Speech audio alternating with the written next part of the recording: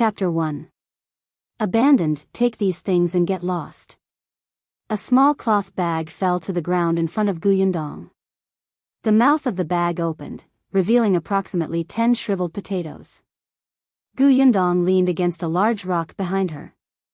Her face was sallow and her body was weak. She looked up and saw a woman's somewhat mean face. She finally understood her current situation.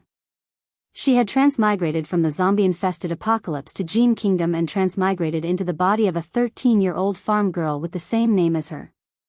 She had a father, a mother, a younger sister, and a younger brother. In the 17th year of Hongqing, Yongning Prefecture had no crops because of a drought. The commoners were struggling to survive, and large groups of refugees began to migrate to the nearby prefectures to seek survival. As for her entire family, they were on the way to escape, and they had already left Yongning Prefecture for more than half a month. The person in front of her who threw the potatoes at her with a charitable expression was the original host's step-grandmother, Mrs. Zhao. Beside her stood more than 10 people from second uncle and third uncle's families. All of them had cold gazes while looking at their refugee family of 4. Gu Yundong did not have any strength in her body. This was because she had been hungry for too long. Her head was still in a dizzy state, and she could not even straighten her body slightly.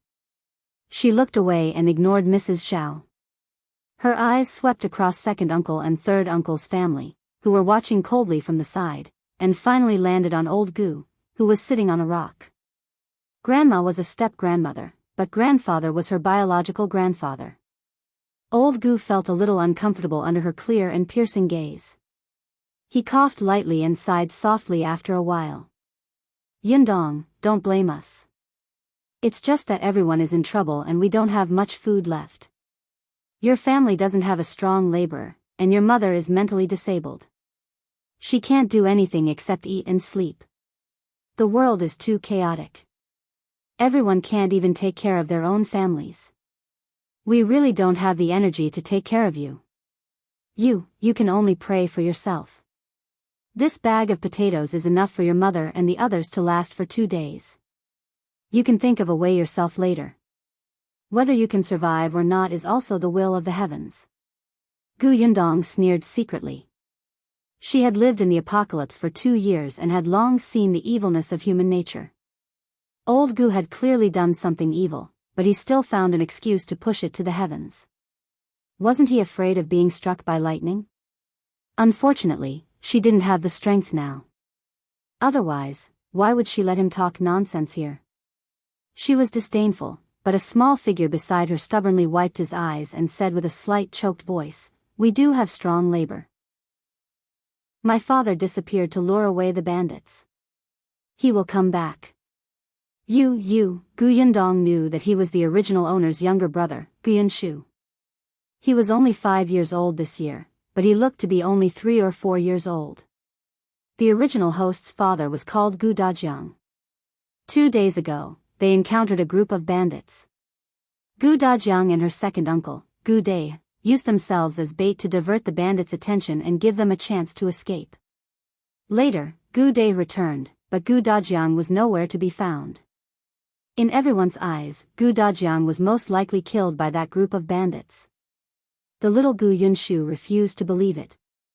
He felt that his father was still alive and would definitely come back.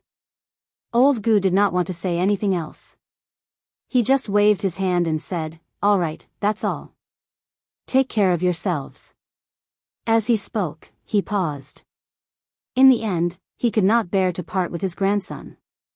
He asked Gu Yunshu, "I can still bring you along. Why don't you come with us?" Mrs. Zhao, who was at the side, was unhappy. "Why bring him? We don't even have enough food ourselves. His portion is gone. If you want to follow, find your own food and eat dirt." Before she could finish speaking, Gu Yunshu had already grabbed Gu Yundong's hand. The corners of his mouth were pursed tightly. "I'm going with my eldest sister." Gu Yundong subconsciously wanted to retract her hand. She was not used to physical contact with people, especially in the apocalypse. It was almost instinctive to guard against people approaching her. However, she did not have much strength now. This little kid seemed to be afraid that he would be separated from her and held her fingers tightly. Because of this, Gu Yundong could clearly feel his small, thin, and trembling hand. She pursed her lips and did not say anything in the end.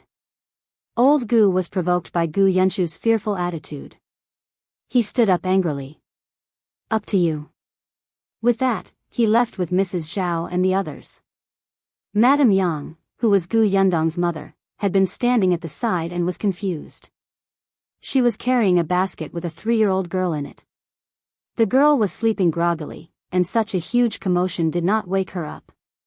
Seeing that old Gu and the others had left, Madame Yang followed them helplessly. When she turned around and saw that Gu Yundong and Gu Yunshu were still in the same place, she hurriedly walked back and squatted beside her, asking in confusion, "Dong Dong?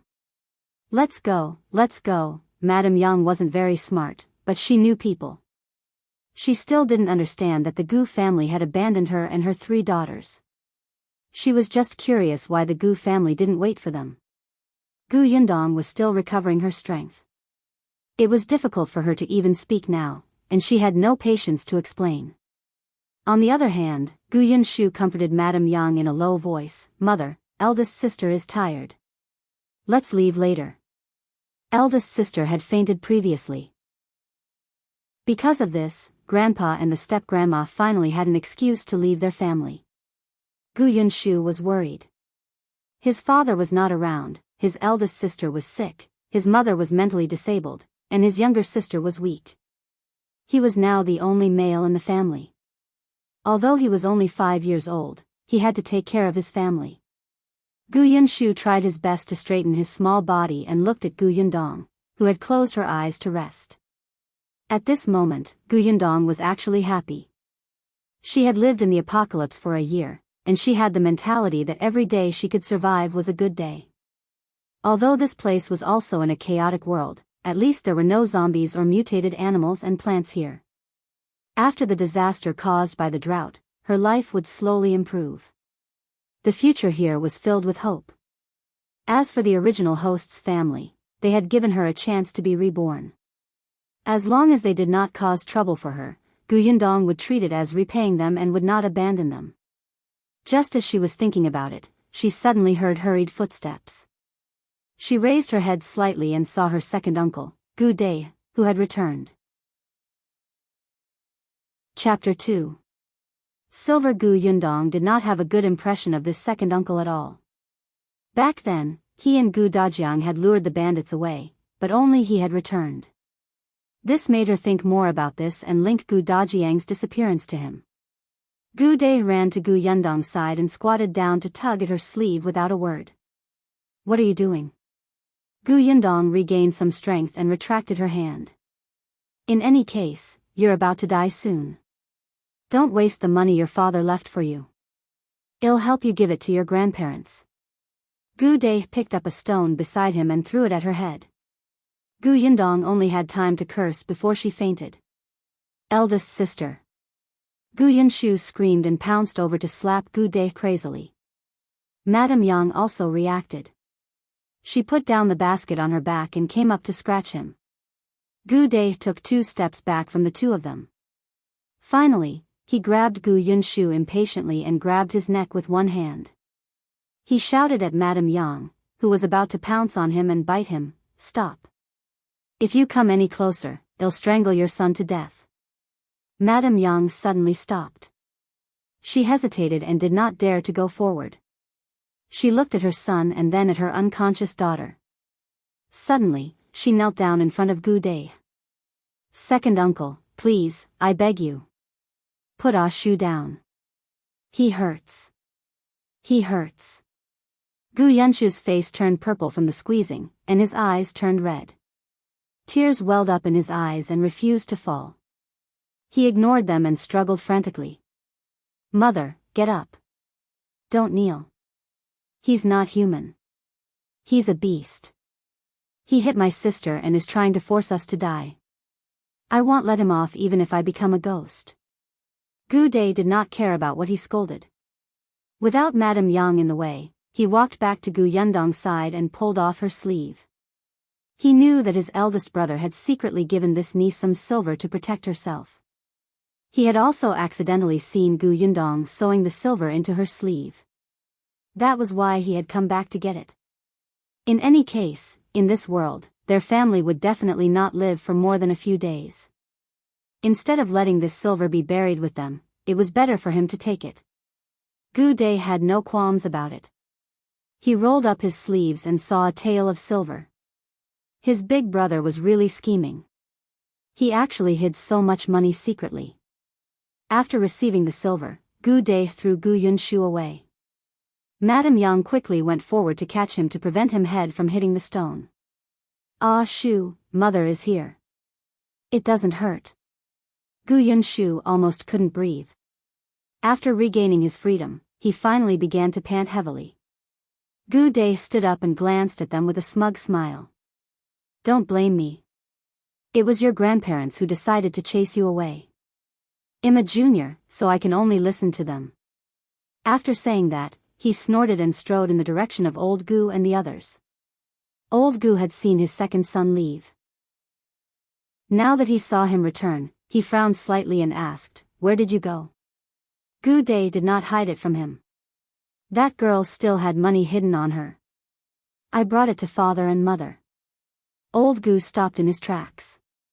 They only have so little food.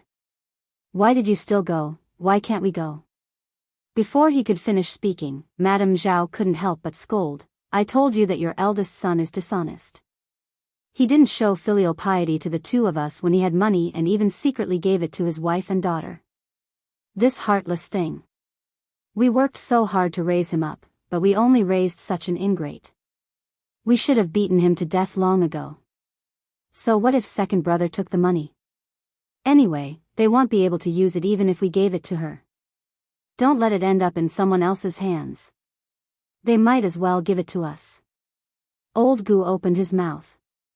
After a long time, he sighed and said, "It's their bad luck." He tacitly agreed with Mrs. Zhao. Gu Dai put away the silver with a clear conscience.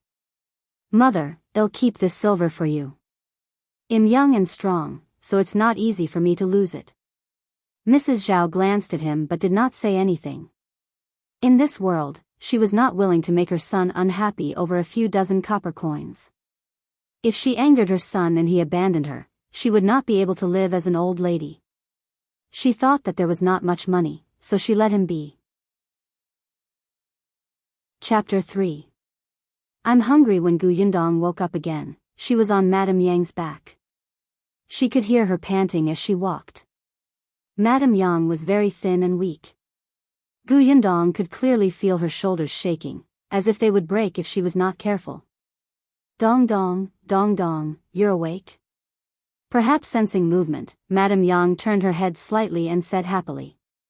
Only then did Gu Yundong realize that there was still a basket hanging in front of Madame Yang. The little girl in the basket was still sleeping soundly and had yet to wake up. Gu Yunshu also heard the sound and hurriedly looked up. Eldest sister, you're awake? Hang in there a little longer. We'll be there soon. Where are we going? Gu Yundong asked hoarsely. The path they were on was a little narrow, and there were not many people on the road. The sky was already dark, so they had to find a place to spend the night. We're going back. We're going to the village we went to last night to stay for the night. That place is a little closer.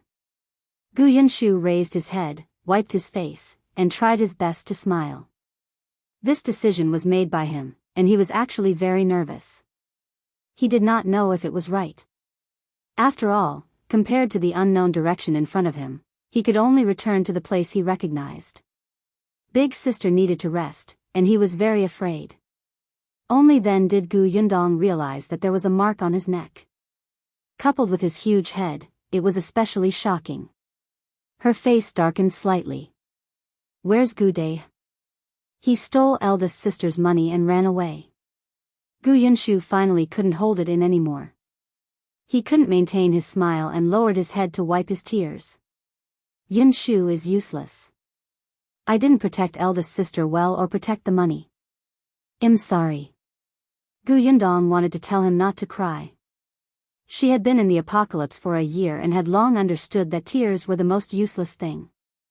If the money was gone, so be it. What was the use of crying?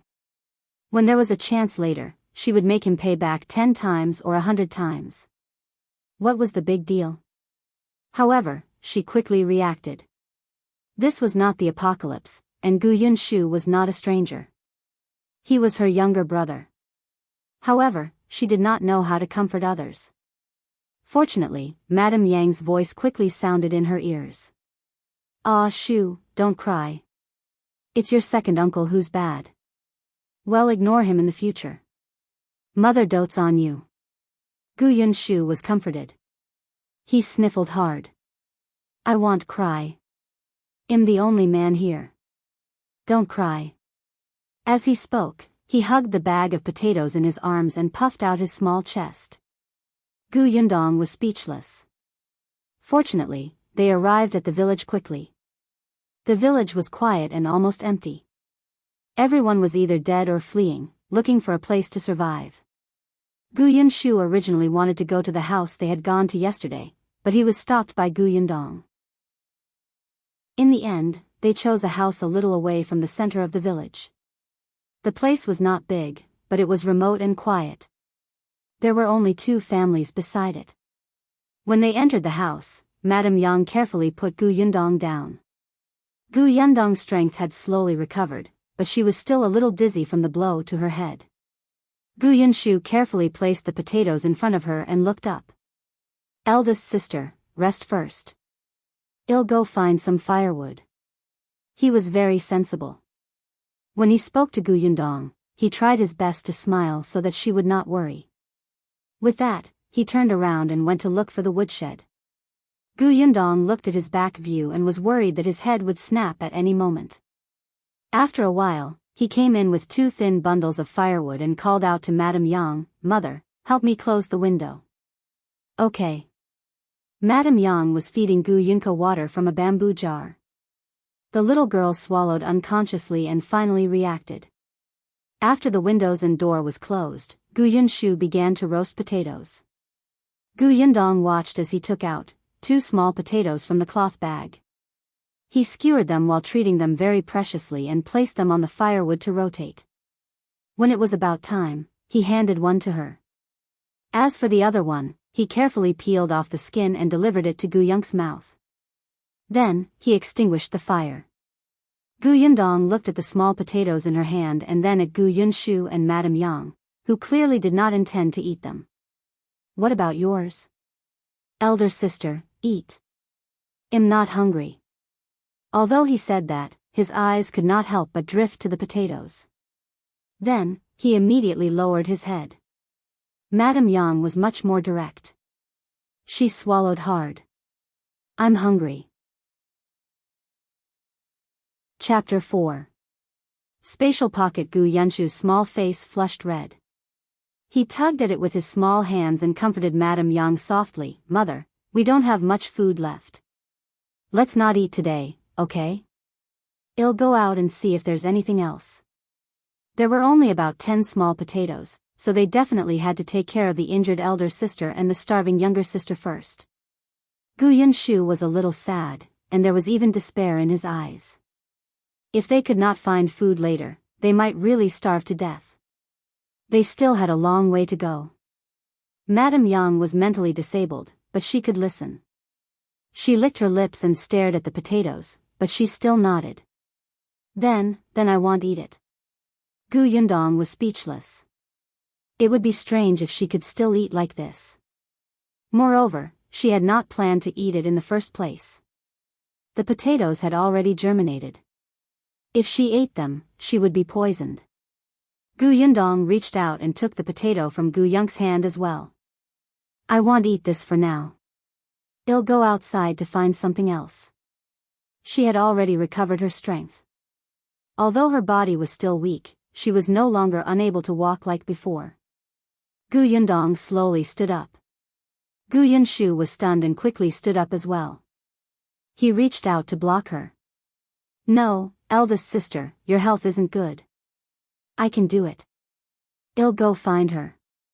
"No need. You stay. Gu Yundong walked around him. Big sister, stay. Gu Yundong's voice deepened. She actually did not have much patience, especially now that her stomach was empty, so she was a little irritable. Gu Yunshu was stunned. He had never seen his big sister like this. Her eyes were a little cold and stubborn. He could not help but put down his hand and nod obediently. He watched her leave in a daze. After leaving, Gu Yundong let out a sigh of relief. She was an orphan in her previous life and had been unlucky since she was young. Among the people she met, be it the director of the orphanage or the teachers of the school, their attitudes towards her were average or even bad. Hence, she was at a loss when she suddenly had a few family members who were concerned about her. Now, she was a little glad that she had separated from the Gu family. Other than her younger brother, younger sister, and the mentally disabled Madame Yang, there was no one else around her. No one suspected that the host had actually changed to her. Gu Yundong slowly walked to the corner of the house and looked around. It was quiet and there was no movement. Then, she closed her eyes slightly and stopped breathing. In the next moment, a small bag of rice suddenly appeared in her hand.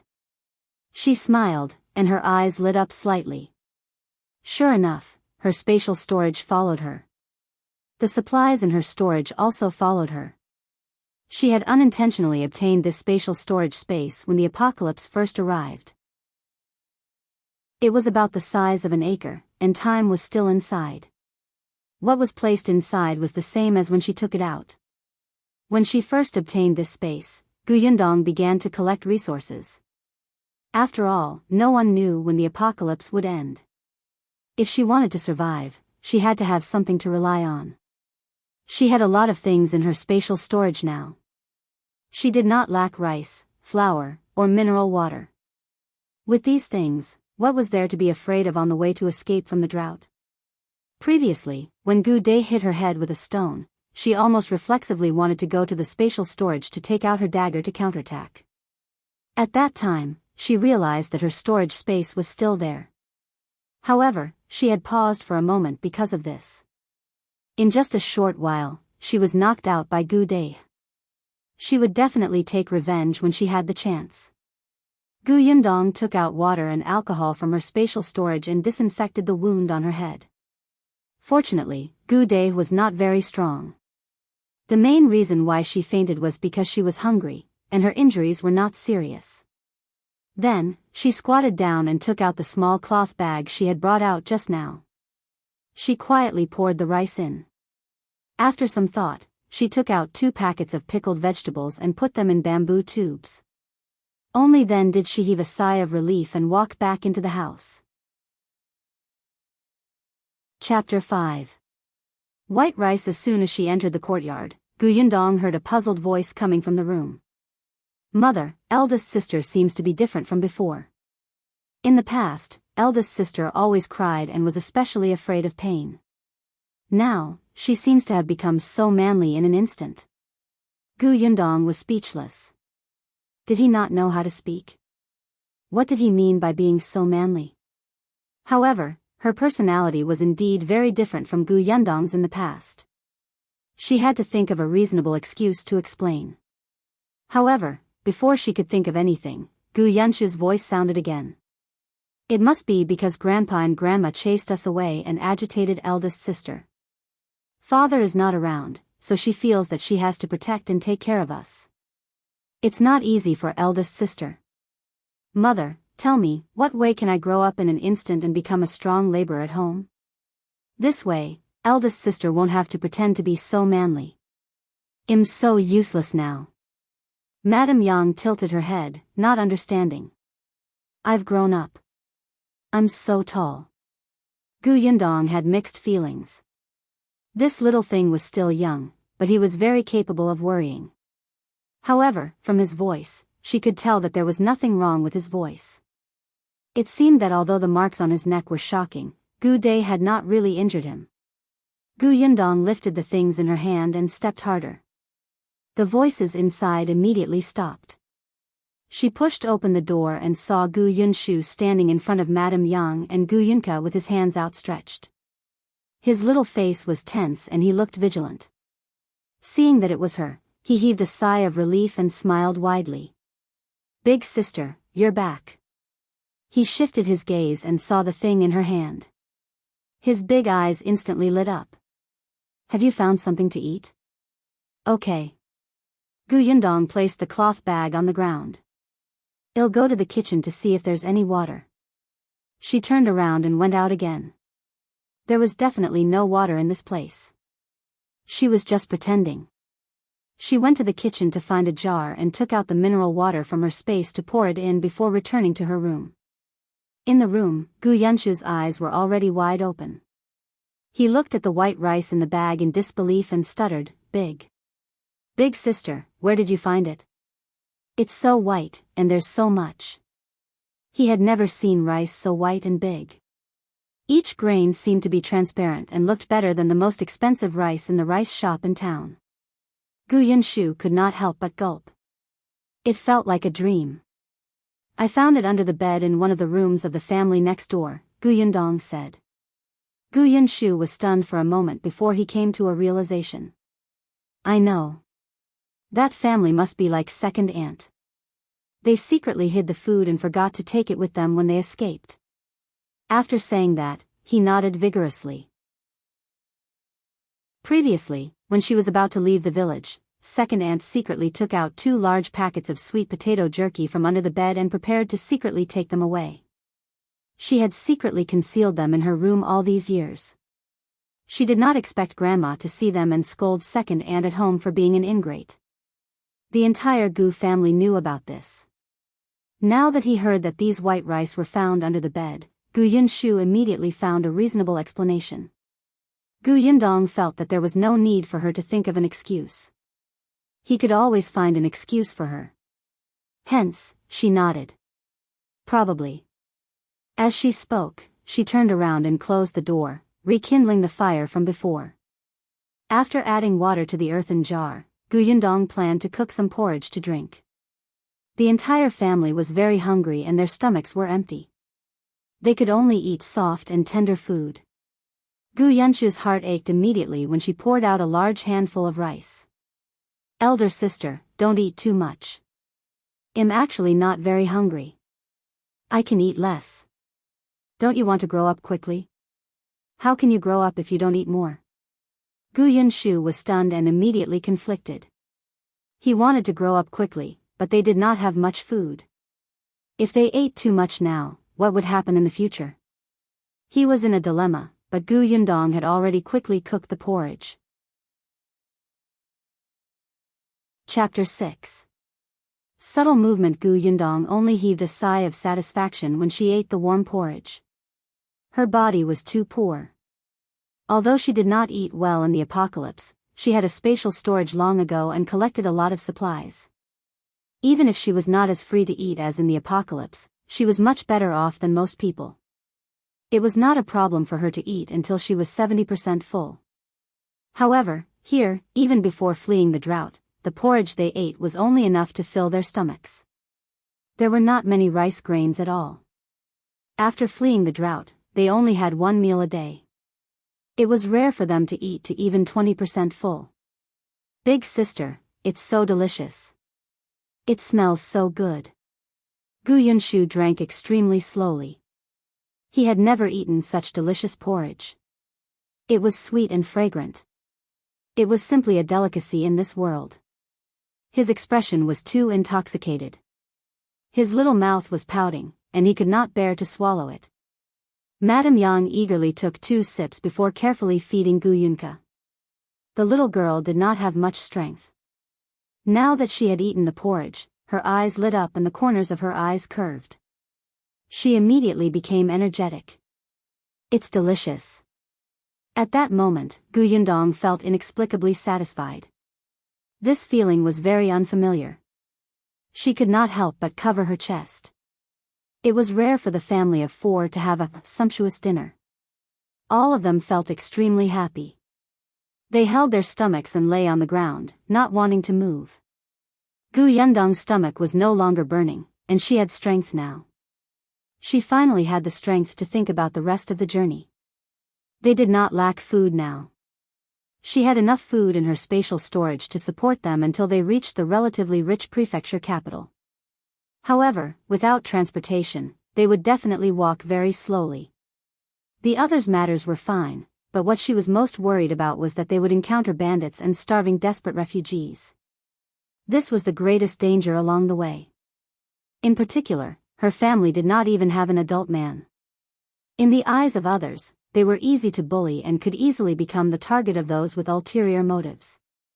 It seemed that they could not take the main road anymore. At least, they could not walk to places with many people. When they left home, Gu Dajiang had told her about the routes and directions of the nearby prefecture cities. She more or less knew them. Speaking of Gu Dajiang, she did not know if he was dead or alive or where he was. Gu Yunshu was also thinking about his father, especially after eating a good meal. He couldn't help but wipe his eyes with his small hand. He raised his head and tried his best not to cry. Gu Yundong turned around and saw that his head looked like it was about to break. She was a little frightened. She quickly coughed lightly and said, "It's getting late. Rest early." She got the three of them to lie on the bed and took out the thin blanket from the basket to cover them. They had brought it from home. Madame Yang had always kept it in the basket on her body. Other than the young lady, Gu Yunka, there was also a thin blanket, 2 sets of clothes, and a bamboo tube filled with water. There was nothing else in the basket. Gu Yunshu lay down and realized that his eldest sister had not come over. He quickly sat up again. "Eldest sister, aren't you going to sleep? I slept a lot during the day. I can't sleep now." "Go to sleep." "Oh." Gu Yunshu nodded and lay down in peace. After eating and drinking their fill, they slept especially quickly. Before long, the three of them's breathing stabilized. Gu Yundong sat down at the side. She had no intention of sleeping at all. In the apocalypse, as long as one stayed outside at night, one had to keep watch. Otherwise, she would not know when she would encounter danger. She had already developed a habit, and it was the same here. Fortunately, she was awake this night. Madame Yang and the others had only slept for an hour when she heard a subtle movement outside. Chapter 7. All should die. Gu Yundong suddenly opened her eyes and walked to the courtyard outside.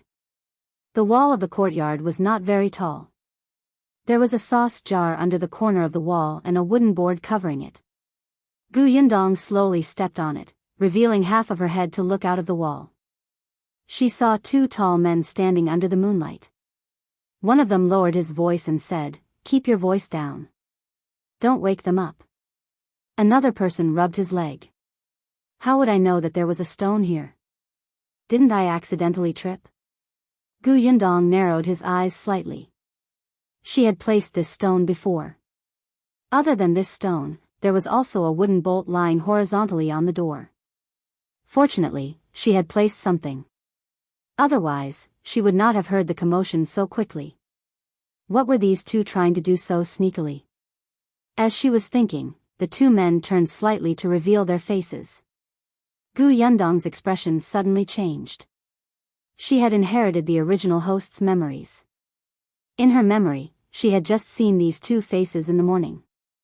At that time, they had not been separated from the Gu family. When Gu Dai was walking, he accidentally bumped into one of them. At that time, their fierce gazes were like wolves looking at their prey. Just one look was enough to make people tremble in fear. Gu Dai was scared and apologized profusely. The 2 of them kicked Gu Dai viciously before leaving. However, before leaving, Gu Yundong could clearly see the malicious look in their eyes. So, why were they here at this moment? "All right, be careful. Don't be so clumsy." The voices of the 2 people at the corner of the wall sounded again. I know. Hurry up. When I think of those 2 fair and tender kids, I'm already drooling. We're quite lucky. One of them happens to be unconscious. As long as we deal with the other one, those 2 kids will be ours. You only know how to eat. I say, you were here spying on them earlier, right? Is it this place? The two of them walked forward as they spoke. Gu Yundong's expression changed drastically. Her hands and feet were cold, and she almost fell from the sauce jar uncontrollably. In just 2 sentences, there was a lot of information. In this chaotic world, there were naturally people who even ate their children. Gu Yundong had also stayed in the apocalypse for a year. She had even seen such people with her own eyes.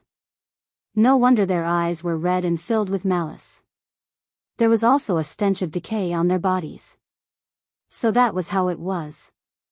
These 2 people were clearly addicted to eating human flesh. Gu Yundong's eyes gradually turned cold and cruel. There was even a hint of bloodlust. In her opinion, no matter what environment a human was in, they had to at least have the most basic morals. Otherwise, they would be worse than a beast who lived on instinct. And this was her bottom line. Moreover, from what they said, they were targeting her family. There were 4 people, 2 little children, and herself who had been carried in while unconscious. They only needed to deal with Madame Yang. All the more reason not to let them off. Gu Yundong watched as the 2 of them walked to the door of a house in front and quietly entered. She moved her arms and legs. Although her strength was slowly returning, her body was still very weak. Trying to kill 2 people in close combat was like committing suicide. Unfortunately, she did not get a gun in the apocalypse. Otherwise, long-range attacks could easily kill them. Wait a minute. She didn't have a gun, but she seemed to have a crossbow. She had accidentally seen it once when she was collecting supplies. However, there weren't many arrows, and she rarely used it. Gu Yundong's eyes were filled with amusement as she jumped down from the wall. She quickly walked to the door of the house next door. The 2 of them had entered already and the courtyard door was not closed. Gu Yundong looked over and saw one of them standing in the courtyard. The other person was nowhere to be seen. Very well. One at a time. Gu Yundong adjusted the crossbow and aimed it at his neck. Chapter 8. Kill with a whoosh, the crossbow bolt suddenly shot towards the man's throat with lightning speed. After piercing through his neck, it nailed to the ground with a whoosh. The man didn't even have time to react. He just widened his eyes in disbelief and struggled to make a hee-hee sound. In the end, he fell to the ground with an indignant expression. Gu Yundong heaved a sigh of relief and carefully walked in with the crossbow. She had only taken 2 steps when she heard staggering footsteps coming from inside the house. Gu Yundong suddenly stopped in her tracks and aimed the crossbow in her hand at the door. Soon, a man stumbled out of the house. He covered his arm with one hand and blood flowed between his fingers. His face was filled with panic. When he walked to the courtyard, he wanted to call his companion, but when he turned around, he saw that his companion had already fallen to the ground and died with remaining grievances. Gu Yundong was surprised. She readied the crossbow in her hand. However, before she could aim, another man walked out of the house. That person was dressed in tight clothes, and his face was filled with a murderous aura. He held a sword in his hand, and blood was dripping from the tip of the sword. He immediately saw Gu Yundong standing there. He turned around and saw the man lying on the ground. He understood and nodded at her. Thank you. Gu Yundong was speechless. So there was someone in the house? And from the looks of it, he was a very skilled martial artist. The man had already turned around and looked at the thief who had broken into his courtyard and tried to commit murder. The latter knelt on the ground in despair. Please spare me, hero. I was blinded and didn't recognize you. I deserve to die. I'm a bastard. Let me go. I'm really hungry. I have no choice in this world. Before he could finish speaking, the man suddenly raised the sword in his hand and pierced his neck. That person only let out a short scream before falling to the ground without a sound. The 2 men worse than beasts were already dead, but Gu Yundong did not dare to relax. She stood face to face with the man and began to measure and assess the current situation. At this moment, another figure ran out of the house. It was a small boy that looked to be no more than 5 or 6 years old. "Uncle Gao, Brother Bai is awake. Go in quickly." A soft and tender voice sounded. As soon as the little figure ran out, he hugged the man's thigh and raised his head to speak. Gao Feng immediately covered his eyes to prevent him from looking at the dead bodies of the 2 people on the ground. His cold and silent expression instantly changed, and his voice was as gentle as if he had become a different person. "Uncle Gao knows. Go in first and don't let your younger sister come out. Tell your brother Bai that I still have something to deal with. It'll be done soon." "Okay." The little boy nodded obediently. Gao Feng turned him around and he ran back. He did not even look at Gu Yundong standing in the courtyard. Gu Yundong's expression was as if she had been struck by lightning. She had made a mistake. The target of these 2 scumbags was not her family of 4, but the 4 people in this courtyard who also had 2 children. That's right, the 2 of them had mentioned fair and tender children previously. Her own younger brother and sister were skinny to the point of showing noticeable bones and could not be described as fair and tender. Gu Yundong quickly found his position. She put away the crossbow and said to Gao Feng with a serious expression, "There's no need to thank me. I just happened to hear what they said and knew that these 2 people were not good people. They were crazy enough to want to eat 2 little children. Anyone with a conscience would not sit back and do nothing. That's why I followed behind them and thought of helping you as much as I could." Chapter 9. Search for silver. Gao Feng nodded slightly. It was unknown if he believed her, but he took a few more glances at the crossbow in her hand. Seeing that she hid it behind her, he tactfully retracted his gaze and said, "Miss, you're so considerate. These 2 really deserve to die. Since these 2 people are already dead, shall we split the things on them equally?" Gu Yundong did not mind taking things from the dead at all, especially in this world.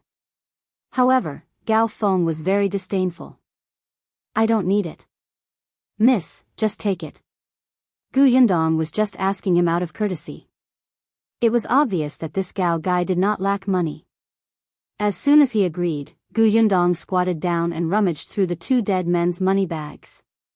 Gao Feng turned around and returned to the house. Gu Yundong only paused for a moment before continuing to rummage through the clothes as if nothing had happened. The 2 of them really had a lot of things on them. 5 taels of silver, a jade pendant, 2 daggers, 3 small bags of sleeping pills, and other tools for committing crimes. Gu Yundong only took the silver and the jade pendant but did not take the dagger. After thinking for a while, she brought the bags of sleeping pills with her. After plundering, she was about to leave when Gao Feng came out again with a cloth bag in his hand. "Thank you for your help today, Mississippi. There are some steamed buns and pancakes here. Please accept them." Gu Yundong was stunned and looked at him in surprise. Then, as she took it, she said, "I'd feel so awkward taking them. Actually, even if I didn't come, Big Brother's skills would be more than enough to deal with them." The corners of Gao Feng's mouth twitched. If you weren't so agile in taking these things, these words would be more convincing. "Help me close the courtyard door when you go out." "All right." Gu Yundong took the things and turned to leave. She did not ask how the other party would deal with the 2 corpses, nor did she ask for their names. They had just met by chance on the way to escape, and they would not have the chance to meet again in the future. Gu Yundong returned to her courtyard.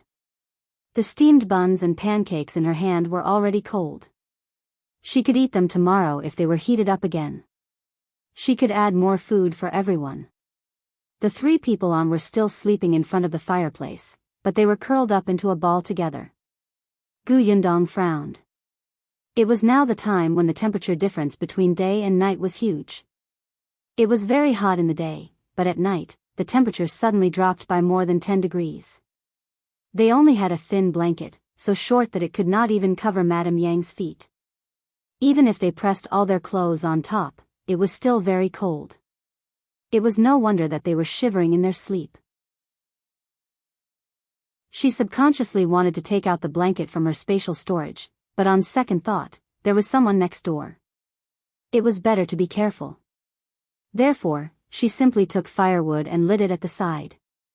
Although the home's original family no longer had any food, there was a lot of dry firewood piled by the wall of the courtyard, which was convenient for her. As soon as the fire started, the temperature in the room instantly rose. Only then did the three of them, who had been curled up in a ball together by the fireplace, feel a little more comfortable. Their brows relaxed, and they slept especially peacefully. Gu Yundong sat at the side, but her ears were perked up. She did not expect to hear movement outside the door after only an hour. She stood up with a swish and walked out of the house. She stood again on the sauce jar and looked outside. She saw a carriage coming from the door. Gao Feng, who was in the courtyard next door, was carrying a young man into the carriage. Sensing her gaze, Gao Feng raised his head and nodded at her. "We made noise and bothered you. Are you guys leaving?" "Yes." After Gao Feng finished speaking, he also crawled into the carriage. With a shake of the reins, the carriage rumbled further and further away under the moonlight. Gu Yundong only came down from the sauce jar when she could not even see his shadow. She entered the house and sat for another 15 minutes before walking to the fireplace and carrying out the little girl sleeping in the middle, Gu Yunka. Chapter 10. The milk is delicious. The little girl's bones were soft, as if they would break if she exerted a little force. Gu Yundong did not dare to use too much strength. She hugged her exceptionally carefully. Little sister, wake up." She carried her a little further away from the fireplace before gently shaking her to wake her up. The little girl opened her eyes and looked at her in confusion. "Big sister? Come, open your mouth and drink this." "Oh." Gu Yunka did not even ask anything. She did not even see what was handed to her. She trusted her and obediently opened her small mouth and drank it. After taking a few sips, she suddenly froze. "It's sweet? Drink more if you like." Gu Yundong was holding milk from her spatial storage. She had placed it on the fire to warm it up before feeding it to Gu Yunka. The little girl was too thin and weak. She was clearly 3 years old, but currently, she could not even walk steadily. Most of her day was spent sleeping. Gu Yunka was different from Gu Yunshu. No matter what, the latter was a boy and still held a slight position in old Gus' heart. He naturally ate more than Gu Yun, so he was considered to have the best physical fitness among the four of them. Gu Yundong had no experience in taking care of young children, but there was milk in the spatial storage. This was the most suitable thing to nourish her at the moment. After drinking more than half a bowl of milk, Gu Yun could not help but burp. "It's delicious." Gu Yundong put down the bowl. When she saw her narrowing her eyes and looking like she was enjoying herself, she could not help but soften. Her tone became much gentler. "Go back to sleep." Gu Yundong placed the little fellow in the middle and tucked her in. Then, she sat back by the fire. The little girl was not fully awake to begin with. In just a moment, she fell asleep again. The entire house was silent. Gu Yundong could not help but look up at the wooden beam above her head. She suddenly enjoyed this environment. It was really quiet. She no longer heard the zombies' cries, nor did she need to be tense at all times and need to fight for her life. She even had family by her side. This was something she did not even dare to think about in her previous life. It felt like a dream. Dong dong, Madame Yang suddenly woke up. "You're awake?" Gu Yundong suddenly came back to her senses and realized that a long time had passed. "Yes, I have to get up early." It was only 4 a.m. The sky was not even bright yet. However, Madame Yang had already developed a biological clock. When she was at home, she had to get up this early to cook food, feed the pigs, and to clean the courtyard. Later on the way to escape, because her brain was not very good, no one arranged for her to keep watch at night. Although she had to travel overnight sometimes, Madame Yang's waking time did not change much. Gu Yundong stood up and stretched her limbs. She took a bag from the side and handed it to her. "This is for you." Madame Yang looked down at the bag and her eyes lit up. Pancakes and steamed buns? Shoo. Gu Yundong looked at the two children who were still sleeping. Madame Yang immediately covered her mouth and shook her head vigorously. She actually looked a little cute. The corners of Gu Yundong's mouth twitched. Eat something to fill your stomach first. Put the rest over the fire and roast it. When they wake up, give it to them. I'm going to sleep for a while. If there's any sound outside or if someone comes, remember to wake me up, understand? Madame Yang was already awake, so she could let her be the guard. She had to take the opportunity to sleep for a few hours, or her body would not be able to take it. I do. Madame Yang agreed seriously. Only then did Gu Yundong lie down and sleep. After an unknown period of time, she woke up from the heat. Just as she narrowed her eyes, she heard Gu Yung's tender voice. It's true. I drank it last night. It was sweet and delicious. Chapter 11. Arriving at Qingan Prefecture as she spoke, Gu Yunka licked her lips as if she was reminiscing. Then, she swallowed her saliva. Gu Yundong did not expect her to remember.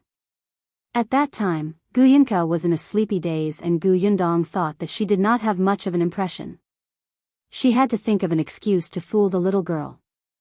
However, before she could speak, the little girl said obediently, Brother, then what delicious food did you dream of last night? I didn't dream of anything. Little sister, when you dream of that sweet sugar water again tonight, can you share it with me? I want to go to your dream too. Gu Yunshu looked serious as he held her small hand and begged sincerely. Gu Yunka nodded hurriedly. All right, let's drink together. Madame Yang wiped her saliva. I want to drink it too. Yes, bring mother and eldest sister. Drink it all. It's really delicious. The little girl's eyes were curved into crescents. Perhaps it was because she had eaten better these 2 meals, but she was much more energetic than yesterday. It would be even better if I dreamed of meat. Gu Yundong, you really dare to think about it. She rubbed her temples and sat up. Gu Yunshu, who had heard the commotion, immediately walked over. Big sister, you're awake? What time is it? 9 a.m. Gu Yundong was a little surprised. It was actually past 9 o'clock. No wonder she felt hot under the thin blanket. Sister, why do we have pancakes and steamed buns? He had just eaten one. It smelled so good. The people next door gave it to me last night. I helped them a little and it was to thank us. Gu Yundong wiped his face and told them to pack up. It was time for them to leave. It was a little hot at this time, but there was nothing she could do.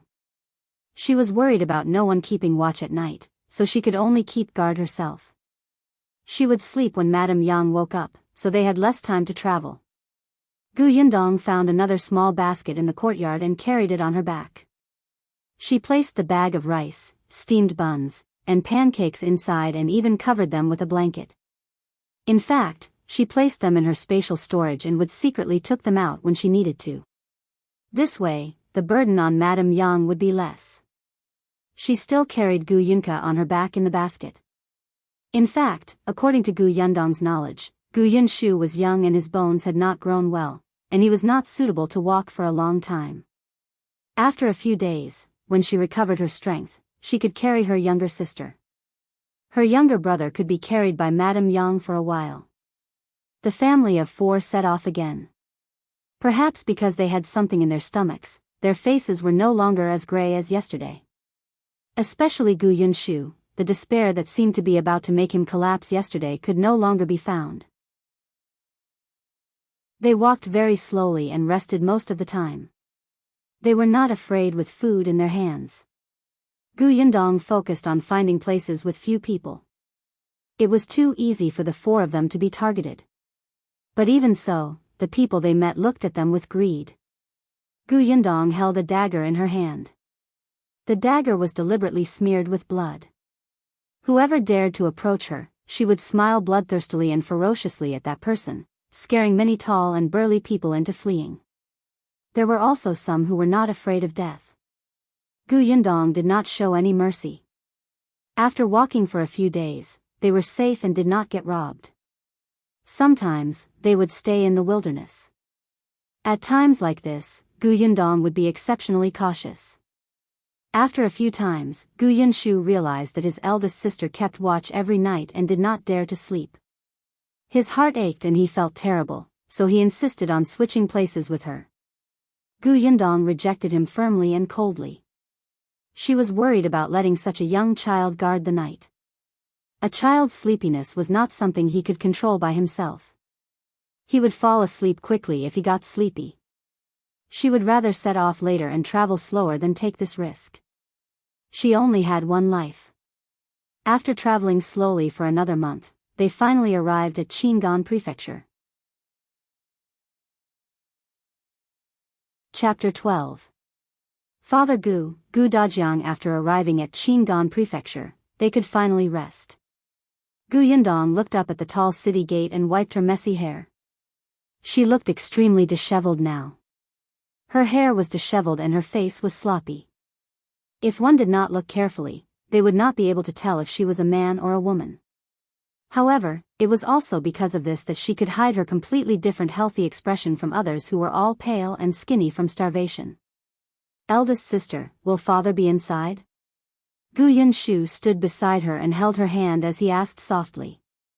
Gu Yundong was getting more and more used to their touch. She did not feel like his soft little hand would break like before. At this moment, she looked at the city wall calmly and said, maybe. Father will definitely be inside. I know. Gu Yunshu tightened his grip and said very firmly, he made a promise with us. He won't go back on his word. Gu Yundong lowered her head and looked at his big head. Although his food had improved a little in the past month, she could not let him gain too much weight in a world where everyone was thin. In addition, the little guy was always worried that they would use up their food in advance, so he ate very little. He looked like he still had a big head and a small body. Seeing his tightly pursed lips, Gu Yundong could not bear to dampen his spirits. Speaking of which, her father, Gu Dajiang, was really a very far-sighted person. From the day he began to escape from the drought, he had drawn a road map for all the places they might pass by and taught all the children in detail. Be it her, the 3-year-old Gu Yunka, or even Madame Yang, who did not understand at all, he would repeatedly remind them, thinking that as long as they remembered a little, they might be able to use the knowledge. Moreover, there were many families on the way to escape who would get separated in the chaos.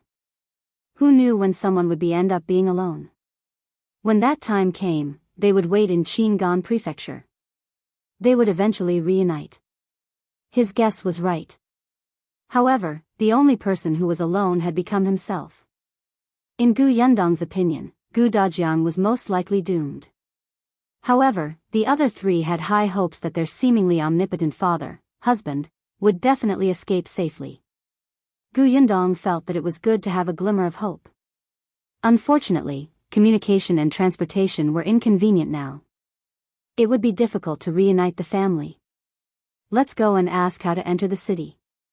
The city gate was tightly shut, but there were many people outside the city gate. There were even people who had set up tents or thatched houses outside. But with just one look, all their faces were pale and their bodies swayed weakly. Gu Yundong held her younger brother's hand while Madame Yang followed behind them with Gu Yunka on her back. The 4 of them took a few steps forward and finally stopped in front of an old man who looked a little old and kind. The old man's hands trembled as he sat on the ground and sighed as he looked in the direction of the city gate. Sir, I want to ask when the city gate will open and how I can enter the city. The old man turned to look at her and then at the people around her. A trace of surprise flashed in his turbid eyes. Then, he shook his head and sighed. Entering what city? No one is allowed to enter the city at all. The good people in the city came out to give porridge a few days ago. Yesterday, they stopped. The city gate has never opened again. You want to enter the city? He waved his hand. Don't think about it, don't think about it. Gu Yundong frowned slightly. Thank you. She straightened up and looked at the dense crowd. She also felt that there was not much hope of entering the city. Eldest sister, eldest sister. Gu Yunshu, who was beside her, suddenly tugged at her sleeve and pointed in one direction. Look who that is. Chapter 13. Drawing her knife, Gu Yundong looked in the direction he was pointing and saw a few familiar people. After thinking about it carefully, she found the identities of these people from her memories. Younger Aunt Gus family. Old Gu had 4 sons and 2 daughters. Among them, her father, Gu Dajiang, and older Aunt Gu were born to the original wife. The second uncle, third uncle, and fourth uncle, as well as younger Aunt Gu, were born to Madame Zhao, the second wife. Older Aunt Gu married in the neighboring village. Before escaping, Gu Dajiang had gone to look for them and asked their family to leave together. However, older Aunt Gu could not let go of her eldest daughter, who was already married, and planned to be with her eldest daughter and son-in-law. Younger Aunt Gu had married into town and her husband's family was quite well off. She even had a small shop in town to support her livelihood and her family had a donkey cart. With such conditions, she was naturally even more unwilling to be with her maternal family, who only relied on their legs to walk. What if they had to use her donkey cart along the way? What if they had no food and had to eat her family's food? Wouldn't she suffer a huge loss then? As for fourth Uncle Gu, he was only 18 years old this year and was not married yet. Moreover, when he was born, because he was too big and Mrs. Zhao was old, she had a difficult labor and almost miscarried. Moreover, she already had 2 biological sons before him, so he was not favored by Mrs. Zhao. On the other hand, Father Gu and older Aunt Gu, who had already grown up, had always taken care of him. Therefore, fourth Uncle Gu actually had a better relationship with Father Gu and the others. When Father Gu went missing on the way to escape, fourth Uncle Gu took on the responsibility of taking care of their family. Because of this, Madame Zhao disliked him even more. In order to prevent him from ruining things, Madame Zhao and the others deliberately sent fourth Uncle Gu away and took the opportunity to chase her family away. Therefore, only second uncle and third uncle were present at that time. She did not know what would happen when fourth Uncle Gu returned. However, Gu Yundong could not care too much. She still had to take care of Madame Yang and her brother and sister, so she could not spare too much energy to think about anything else. However, she did not expect to meet younger Aunt Gu at the city gate. The entire Gu family did not see her. Younger Aunt Gus' maiden name was Gu Chuyue. She probably felt too intense of a gaze and turned around and saw them. With just one look, she frowned. Then, she rolled her eyes and looked around them. Perhaps because she did not see old Gu and the others, she quickly turned her head away and pretended not to know them. Gu Yundong scoffed. She did not want to acknowledge her either. It was better to think about how to enter the city. However, she wanted to live in peace without knowing each other, but the other party did not want to do as she wished. Soon, a child walked over and stood in front of them. She raised his head slightly and said arrogantly, "My mother told you to leave quickly and not embarrass yourselves here. With your wretched appearance, it's impossible for you to be let into the city." This little girl was Gu Qiu's daughter. She was 7 years old this year. Because she lived in town, she had a sense of superiority since she was young, especially in front of Gu Yundong's family. Every time she went to the Gu family, she looked at them with disdain. She rolled her eyes and finally looked at Gu Yundong. "But if you beg me, I can consider bringing you along. But you have to follow behind me as my maid and serve me tea and water. From now on, you have to serve me well. This way, I can give you half a course steamed bun every day." It was obvious that she had added the last sentence herself. She had long wanted a maidservant to follow her. On the way, she had encountered people selling their children. Their words sounded very nice. They said that they could be beaten and scolded as you pleased as long as you gave them water to drink. However, her parents said that it was not worth it to buy servants now. On the way, they would have to take care of other people's food and drinks. They would buy a servant for her when they reached the city. Weren't they about to enter the city? There was already a perfect servant waiting for her here. Gu Yundong looked at her smug expression and silently took out the knife in her sleeve. Chapter 14. Yundong teaches her brother, "Come, repeat what you said just now." "I didn't hear you clearly." Gu Yundong gestured with her knife and looked at the little girl opposite her with a smile. The latter looked at the knife in horror and her face turned pale. She could not help but swallow her saliva. What do you want to do?" "I'm not trying to do anything." "Don't be nervous. Be good and say what you said just now. Don't be afraid." "I won't cut you." Before she could finish speaking, the other party was so frightened that she took 2 steps back. She lost her balance and fell to the ground. However, Gu Yundong took a step towards her. The knife's light approached her like a ferocious ghost. The little girl immediately screamed and cried. She stood up in a hurry and ran away while crying. Gu Yundong shook her head. "She's as brave as a mouse. How dare she ask me to be her maid?" "Big sister, what should we do?" Gu Yunshu asked worriedly. "What do you mean?" Fu Longji said that younger aunt asked her to pass the message. "Younger aunt is an elder." Gu Yundong raised her eyebrows and reached out to pat his small shoulder. She said solemnly, "You treat her as your aunt, but does she treat you as her nephew? Every time she sees us, she either hits us or scolds us or mocks us. She doesn't even treat our father as her elder brother. How can she be considered our elder? Didn't father teach us that we can't repay others treating us badly with kindness? Well, treat her the way others treat us." "Yunshu, remember, we don't take the initiative to provoke others, but if others dare to bully us, we can't stand still and not retaliate. Do you understand?" Gu Yunshu nodded as if he understood.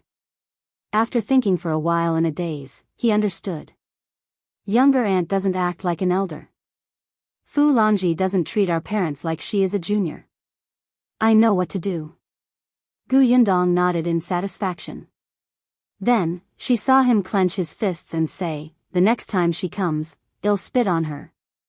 The corners of Gu Yundong's mouth twitched. She coughed lightly.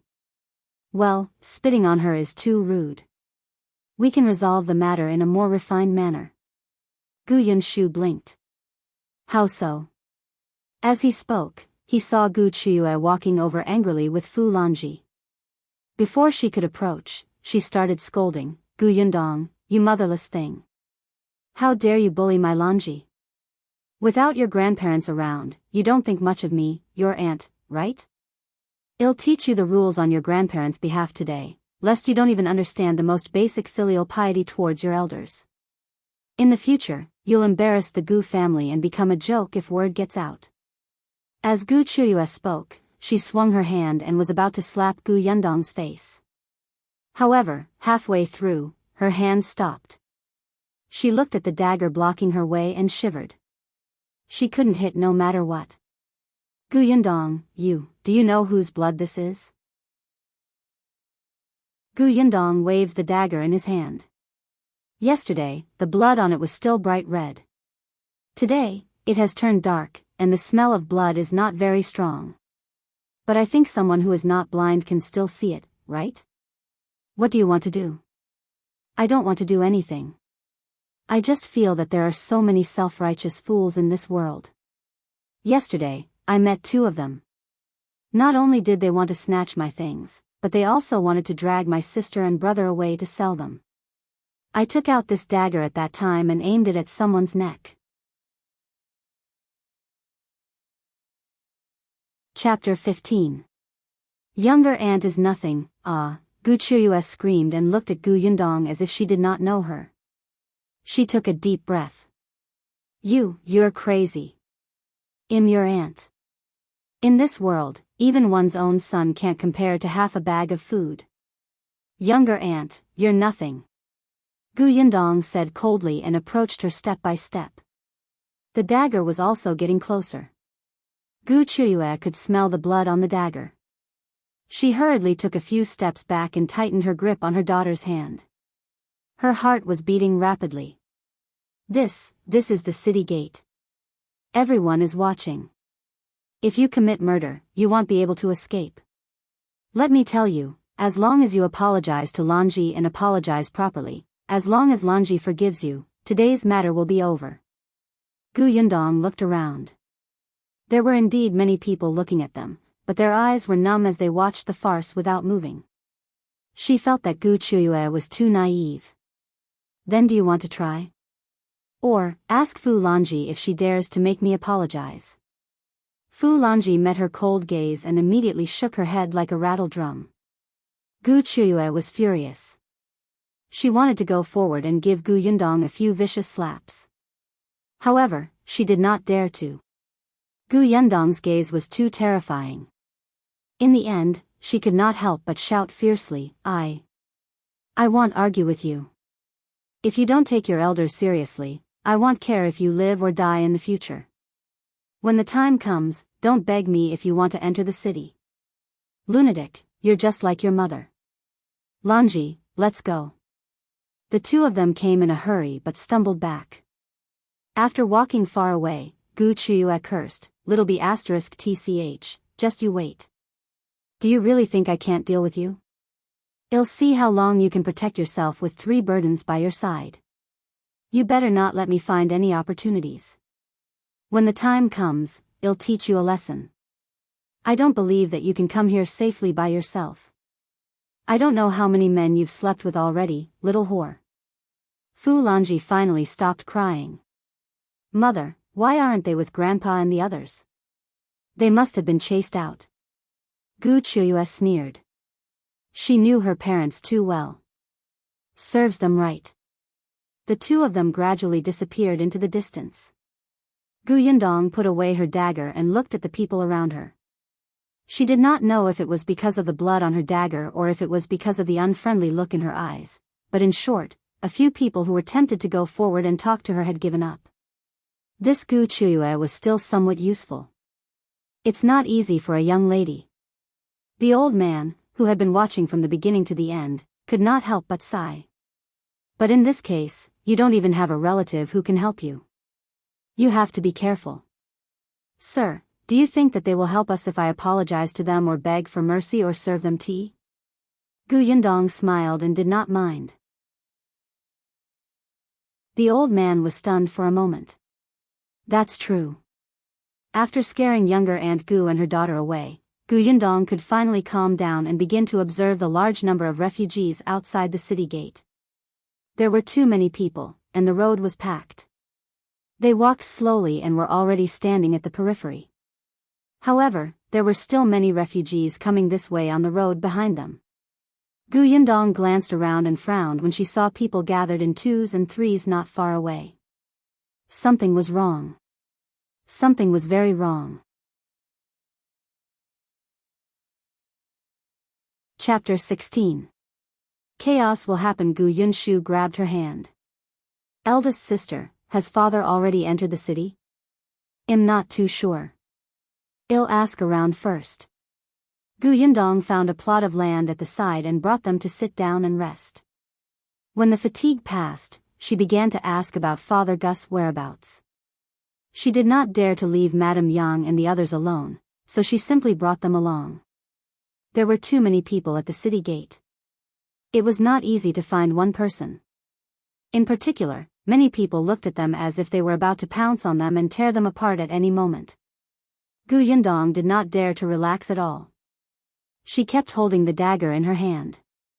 However, after walking through more than half of the refugee area, there was no gain at all. Not to mention Father Gu, even old Gu and the others seemed to have disappeared. Gu Yunka, who was hanging in the basket in front of Madame Yang, was already so hungry that her stomach was rumbling. After holding it in for a long time, she finally couldn't help but poke out half of her head. Big sister, I'm hungry. Before Gu Yundong could speak, Gu Yunshu had already comforted her. Little sister, we don't have anything to eat, so we have to find father quickly. Perhaps he has something to eat. Really? Gu Yunka swallowed, and her eyes lit up slightly. Gu Yunshu nodded heavily. Yes, so can you bear with it? Their conversation was neither loud nor soft, and the people nearby could hear it. Gu Yundong raised her eyebrows in surprise. She patted her brother's head and said in a low voice, "Great job." Of course, there was still food, but there were so many pairs of eyes watching. If they took it out, it would be snatched away. She was also very surprised that the little guy would answer like this. Gu Yunshu was still a little nervous. He was afraid that he would say something wrong, and he even lied to his sister. However, he did not expect his eldest sister to praise him. He immediately straightened his chest excitedly. I understand. Along the way, he had been watching how Big Sister dealt with those people with ill intentions. He actually wanted to help Big Sister share the burden, but he was afraid that he would cause trouble if he did something wrong, so he only watched and did not say anything. He had subconsciously replied just now, but he did not expect himself to be right. Gu Yunshu was instantly delighted. He did not feel bitter or tired at all. Next, when Gun Yundong asked about Father Gus' whereabouts, occasionally he would interject with a few questions. Unfortunately, even when it was almost dark, he did not find any useful clues. It was obvious that Father Gu was either in the city or he hadn't arrived yet. The worst outcome would be that he was already dead. Gu Yunshu's happy expression disappeared, and his mood became gloomy. Beside him, Gu Yundong's expression was also much more solemn. As expected, something was wrong. After walking around, she realized that many young and strong men were gathered in twos and threes. Their eyes were shining with a certain determined madness. This phenomenon was very dangerous. The family of 4 walked back to the resting area. The old man from before asked with concern, "Is there any news?" "Not yet." The old man sighed. "In this world, it's too difficult to find someone. But don't be discouraged. You'll find him eventually." "Okay." Gu Yundong put down Madame Yang's basket. Only then did she have the time to take a sip of water from the bamboo tube. She turned around and handed the bamboo tube to Gu Yunshu. She hesitated for a moment before saying, "Sir, I'm afraid it's not going to be peaceful here." "I know." The old man smiled bitterly. "The city gate is closed, and no one comes out to provide porridge. There are more and more people, and everyone has nothing to eat. We're forced into a corner, and we're about to lose our lives. How can we not be in chaos?" Gu Yundong pursed her lips. She also had a feeling that in the next 2 days, the refugees would think of ways to break into the city gate. At that time, the city would be in chaos. Chapter 17. Have to leave here, sir, aren't you leaving? Gu Yundong had originally planned to think of a way to enter the city, but now it seemed that it would not work. She might have the ability to protect herself alone, but Gu Yunshu and the other 2 beside her did not have the ability to protect themselves. It seemed that she could only wait outside the city gate for 2 days at most. If there was still no news of Father Gu, she would have to leave. The old man looked up at the sky. "I want to leave too, but I ran out of food on the way here. 2 days ago, I still had porridge to eat. Today, I don't know if my son can find any wild vegetables. If he can't, I can only starve. It doesn't matter. Anyway, that old woman of mine has left already. I'm old and won't live for long. It's not a big deal even if there is chaos." Only then did Gu Yundong learn that this old man's family had escaped from their hometown. On the way, his wife and daughter-in-law had starved to death in order to save them a mouthful of food. Now, only the old man, his son, and his 16-year-old grandson were left. Now, his son and grandson were looking for food outside. However, it was already so late and they had yet to return. He did not know if they had found anything. "Girl, if you can leave, leave. Don't think that so many people here are all just waiting for death. Most of them are looking forward to this chaos. As long as the city is in chaos and the city gate opens, they can enter the city. They might even have food to eat and won't starve to death." They were at the end of their rope. Even if they knew that this was a matter of possibly losing their heads, they still wanted to give it a try. Gu Yundong fell silent. After a while, she led Madame Yang and the other two to the side and sat down. After a while, she turned her head and met Gu Yunshu's puzzled gaze.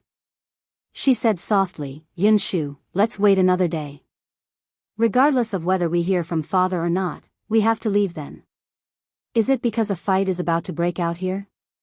He had heard the old man's words. "That's right." Gu Yunshu lowered his head with a lonely expression.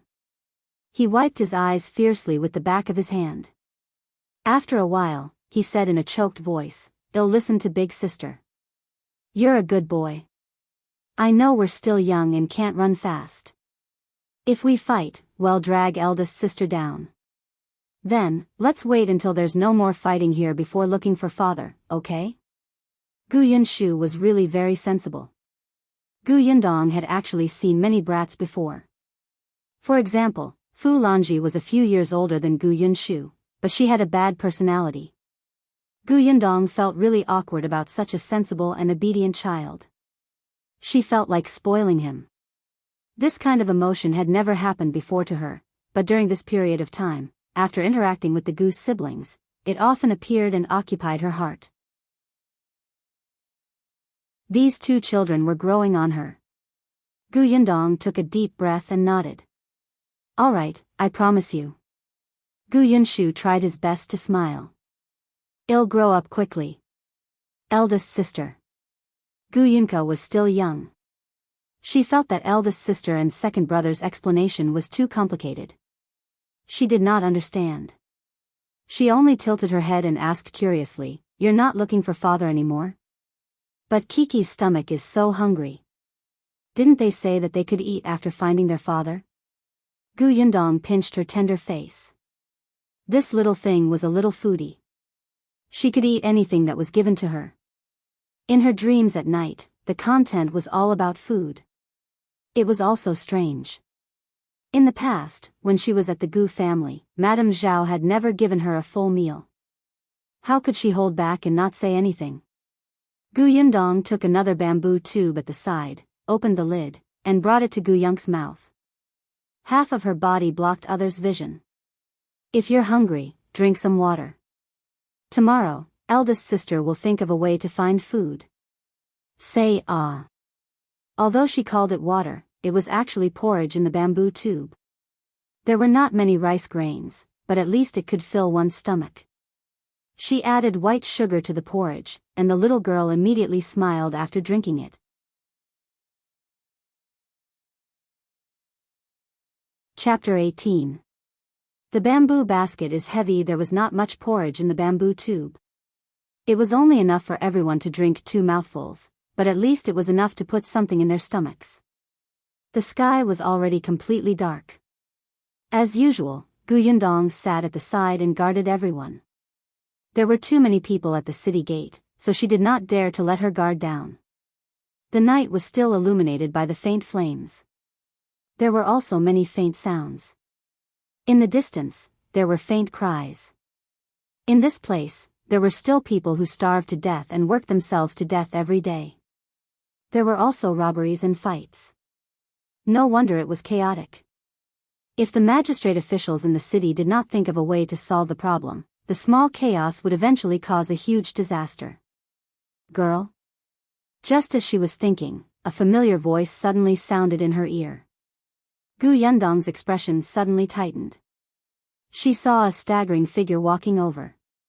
When he got closer, she saw that it was the old man surnamed Yu who had spoken to her previously. Gu Yundong quickly stood up. "Sir, what's the matter?" "Girl." Old man Yu walked closer and lowered his voice. He said anxiously, "If you can leave, leave quickly. My son and grandson are back. They just brought back news that those people might attack tomorrow morning. I don't know what they will do. When the time comes, you won't be able to escape with your younger siblings." Gu Yundong was stunned. She felt that it might be chaotic in the next 2 days, but she did not expect it to happen so quickly.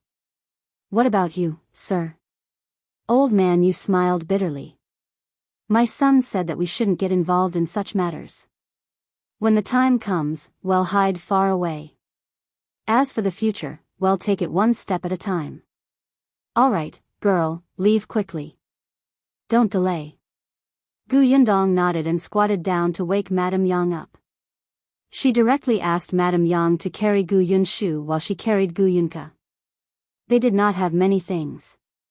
They basically placed them in the baskets on their backs and could leave after taking them.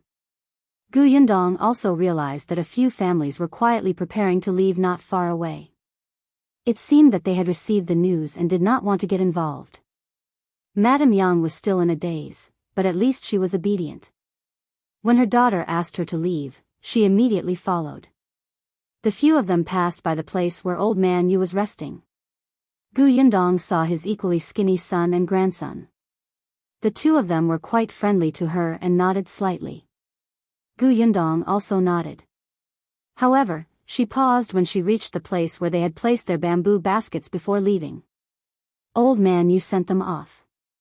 This place is close to Wanqing province. Be careful on the way. Take care too. After a pause, she added, go back and take a look at your bamboo basket. Gu Yundong's movements were light, but her footsteps were hurried. However, she did head towards the Wanqing province that old man Yu had mentioned. When eldest master Yu could not see her, she turned around and walked in the direction of Shuanhe province, which was a little further away. If this place was in chaos, many people would definitely escape to Wanqing province. The chaos here might even affect the other side. She had food on hand. No matter where she went, she would not starve to death on the way. It was safer to go to a safer place.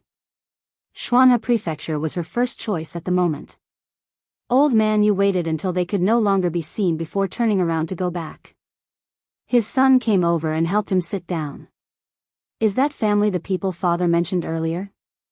I really can't tell that they have the ability to escape to this place. That girl is ruthless. I admire her for her strength, just like when your mother was young. Old man Yu wiped his eyes and chuckled. Let's go and hide in the mountains. Okay. Old man Yes' son asked his own son to support his father while he carried the bamboo basket. Uncle Yu was stunned that he did not carry it on his back successfully the first time. Strange, why is this bamboo basket so heavy? Chapter 19. Selling Gu Yundong and her siblings, it got much heavier. Old man Yu suddenly stopped in his tracks and quickly walked to Uncle Yes' side. By the way, before that girl left, she said that she wanted me to take a look at the bamboo basket. Do you want to take a look? Old man Yu and his son looked at each other. They put down the bamboo basket and opened a piece of clothing covering it. In the next moment, they saw an unfamiliar cloth bag placed inside. Old man Yu had a guess in his heart. He squeezed past his dilly-dallying son and tore open the cloth bag. He saw that the bag was filled with yams and potatoes. The three of them sucked in a breath of cold air.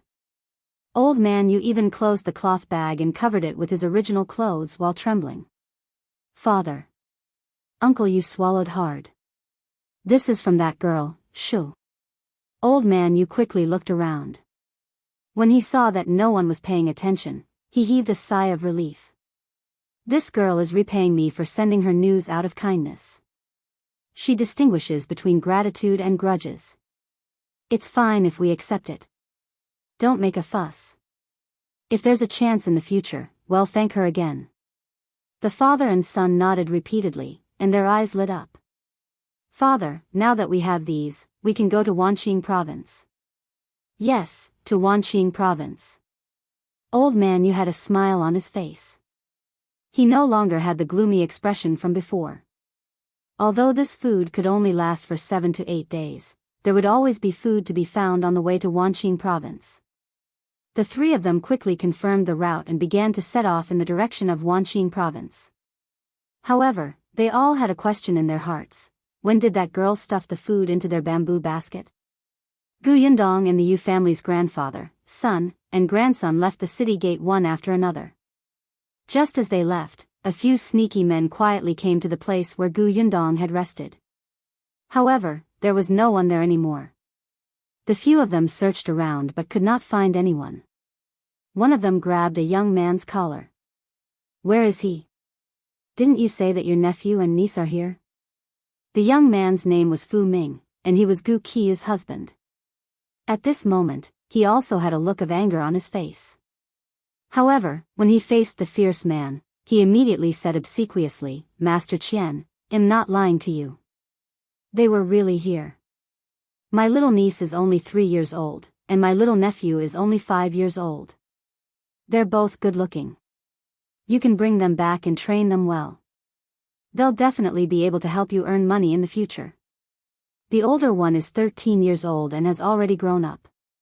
Let's look around nearby some more. They'll definitely be here." Master Qian and the others were all hired thugs from the Qin Tower's Chu Pavilion in the city. They knew that there were many refugees outside the city recently, and there were also many people selling their children. Some people only needed a few sweet potatoes to push their biological children away. Master Qian had already found many boys and girls. They were all good-looking and would be of great use in the future if they were nurtured well in the pavilion. After Fu Ming found out about this person, he listened to Gu Chuyue and thought of selling his nephew and niece so that Master Qian could bring his family into the city. His nephew and nieces were all good-looking, and there were 3 of them. They were enough. Master Qian said that they had to have a clear background. If they didn't have a backer, it would be best if they came out of a poor ditch and were the type who could die without anyone caring. They didn't want to have endless trouble in the future. Wouldn't Gu Yundong and her brother and sister fit the bill perfectly? So what if Gu Yundong had a dagger in her hand? That was just to scare people. When she met people like Master Qian, she could only be at the mercy of others. But now, where was she? Could it be that she had received the news in advance? As he was thinking, he saw Gu Chuyue running over hurriedly. "I saw Gu Yundong and the rest walking in that direction. Hurry up and chase after them."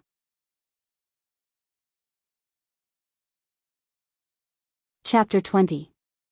The ruthless Master Qian. When Gu Yundong and the others turned around to go to Xuanhe province, Gu Chuyue happened to see them. She immediately went to look for her husband, Fu Ming, and Master Qian. She hurriedly pointed in the direction. Seeing that they had chased after Gu Yundong, she smiled sinisterly. "I told you not to be smug. Do you think a thin brat like you can escape from Master Qian's hands? Just you wait. It'll make you come back and kowtow and admit your mistake." Bah! Gu Yundong had not walked very far. After all, she was carrying a child on her back and it was the middle of the night. It was inevitable that she would walk slower. Fortunately, not many people took this path. Basically, they all went to the closer Wanqing prefecture. Xuanhe prefecture was too far away. The people who chose this path definitely had better conditions. Most of them still had transportation tools from before. Gu Yundong and the others were the only ones who walked over on foot. She had to check later if there were any cars in the spatial storage that they could use. But because of this, when she heard footsteps running over from behind, Gu Yundong's first instinct was to tense up and cautiously hide behind a nearby slope with Madame Yang. Just as they hid themselves, Master Qian, Fu Ming, and the others arrived. 1, 2, 3, 4, 5. Under the moonlight, 5 figures swayed, and they all seemed to be men. Gu Yundong instantly held his breath. The next moment, he heard one of the men's impatient voices. "Didn't you say that there was someone's shadow ahead? Where is it? There's not even a ghost's shadow. Master Qian, don't be anxious. I didn't see wrongly just now. They must have heard our footsteps and hid. Think about it. There are only 4 of them and 2 of them are babies still drinking milk. They can't walk fast at all. Chuyue also said that they just left not long ago. They must be nearby. We can find them if we look. You'd better find your nephews and nieces. Otherwise, I'll use your daughter instead.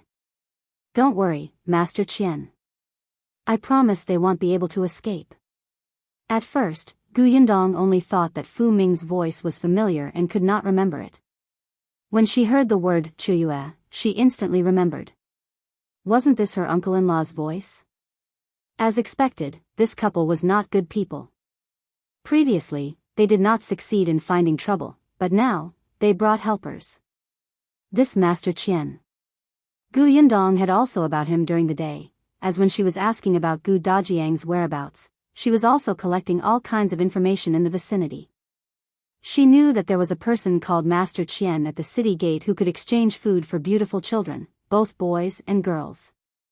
As long as someone caught his eye, he could even think of a way to bring others into the city. This Master Qian was quite famous and ruthless. It was said that a child once wanted to escape and was tortured to death in front of everyone. If anyone disobeyed, he would whip them until they knelt down and begged for mercy. He was not only torturing the human body, but also destroying the mental dignity. Gu Chuyue and Fu Ming were going to sell them to such a person. Gu Yundong's face was ashen. This couple was indeed a match made in heaven. No wonder they liked each other.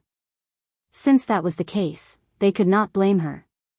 Gu Yundong lowered her voice and said to Madame Yang and Gu Yunshu, who had already woken up, "Be good and hide here. No matter what happens, you're not allowed to come out or make a sound." Madame Yang and Gu Yunshu had already developed the habit of being obedient along the way. When they heard this, they immediately nodded. On the other side, Master Qian also waved at his subordinates. "Go and look around."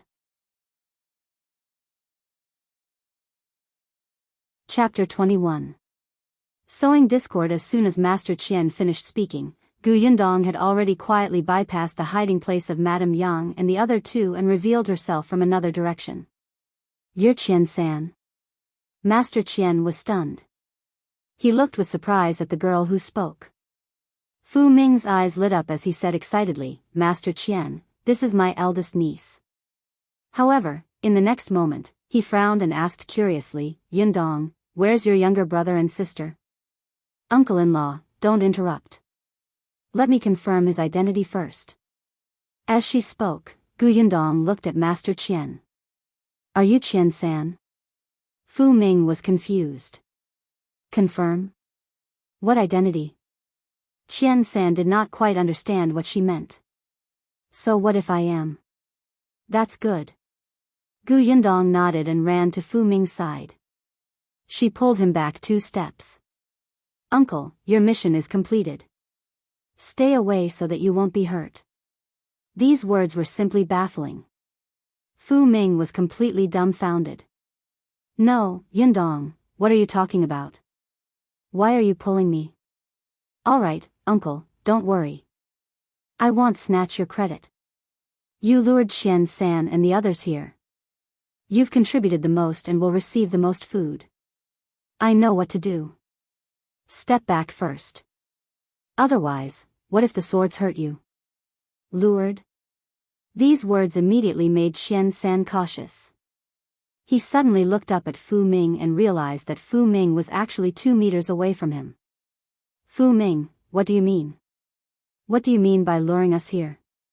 Gu Yundong took another big step back and looked arrogant and unafraid of death. She laughed at Qian-san. "You don't know, do you?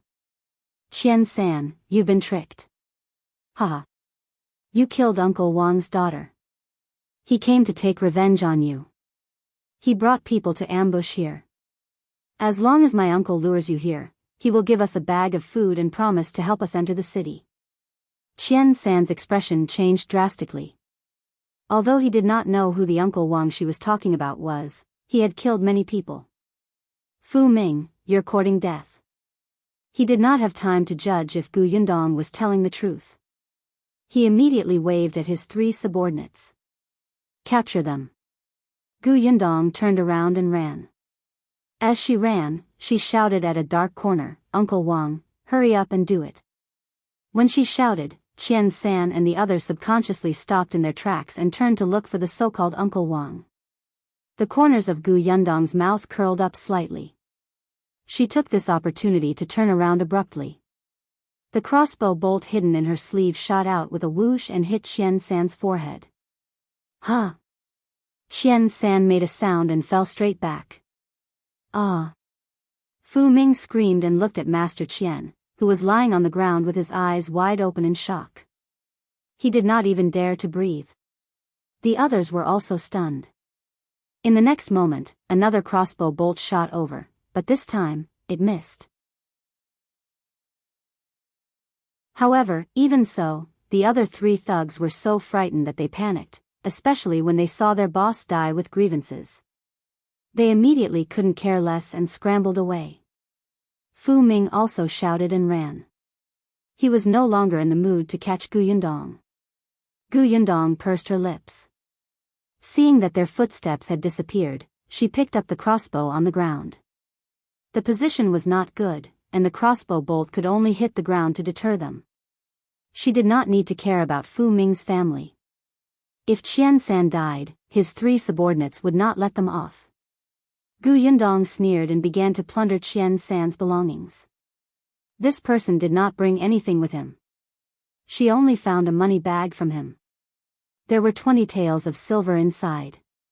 Very well, the money was hers now. Gu Yundong put it away in satisfaction. When she got up again, she heard a commotion at the city gate. As expected, they started fighting.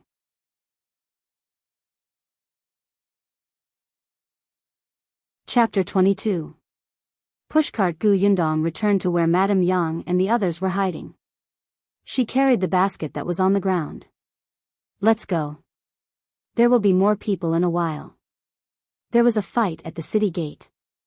Some people who did not want to get involved would definitely leave. Gu Yunka had already woken up. The little girl rubbed her eyes and said in a low voice, "Elder sister, I'm hungry." Gu Yundong held her forehead and took out a few small rice balls the size of meatballs from the cloth bag. After giving them to her, she stuffed them into Gu Yunshu and Madame Yang's hands and ate 2 herself.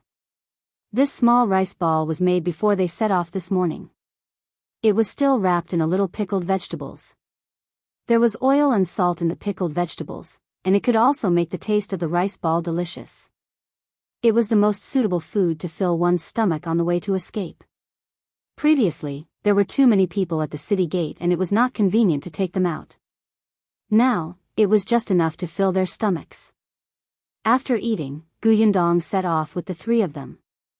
As expected, the road to Xuanhe province was much calmer than the previous road. There were still people fleeing, but their mental state was clearly different. Most of the people had ox carts, donkey carts, and carriages. They barely bumped into their peers on the road. Naturally, no one would come looking for Gu Yundong and the others who looked very down and out. After walking for a few days, Gu Yundong finally found a pushcart in her spatial storage. This was what she had obtained when she passed by a small village to collect supplies during the apocalypse. At that time, there were several bags of corn kernels piled on the pushcart. She had even put the corn kernels and the cart into her space. Later on, the corn kernels were unloaded, but the pushcart had been piled in the corner by her. Now, it was useful. Fortunately, the 2 wheels of this pushcart were made of wood and would not attract too much attention. Gu Yundong found an opportunity and said to Madame Yang, "You guys rest here for a while.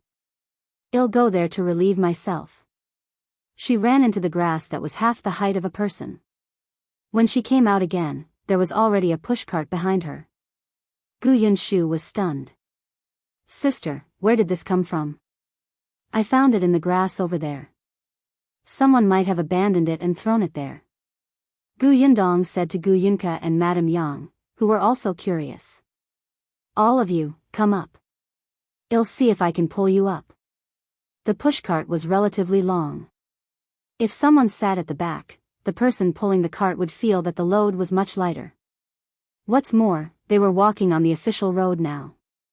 It was easier to walk on the flat road.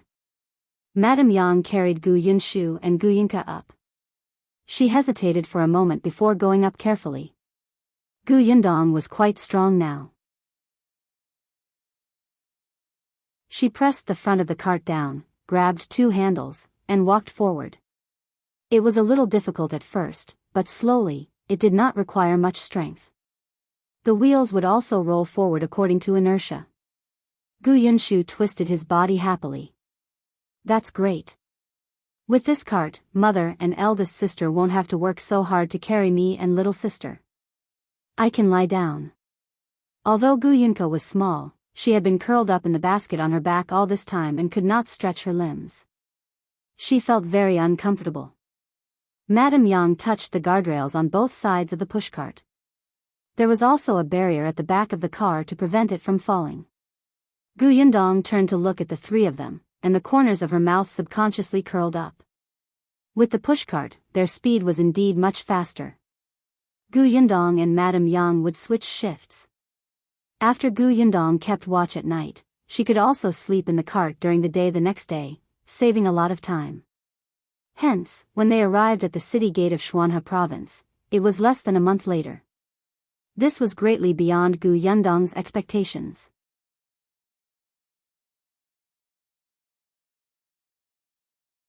Chapter 23. Conditions to enter the city. There were also many people outside the city gate of Xuanhe Prefecture.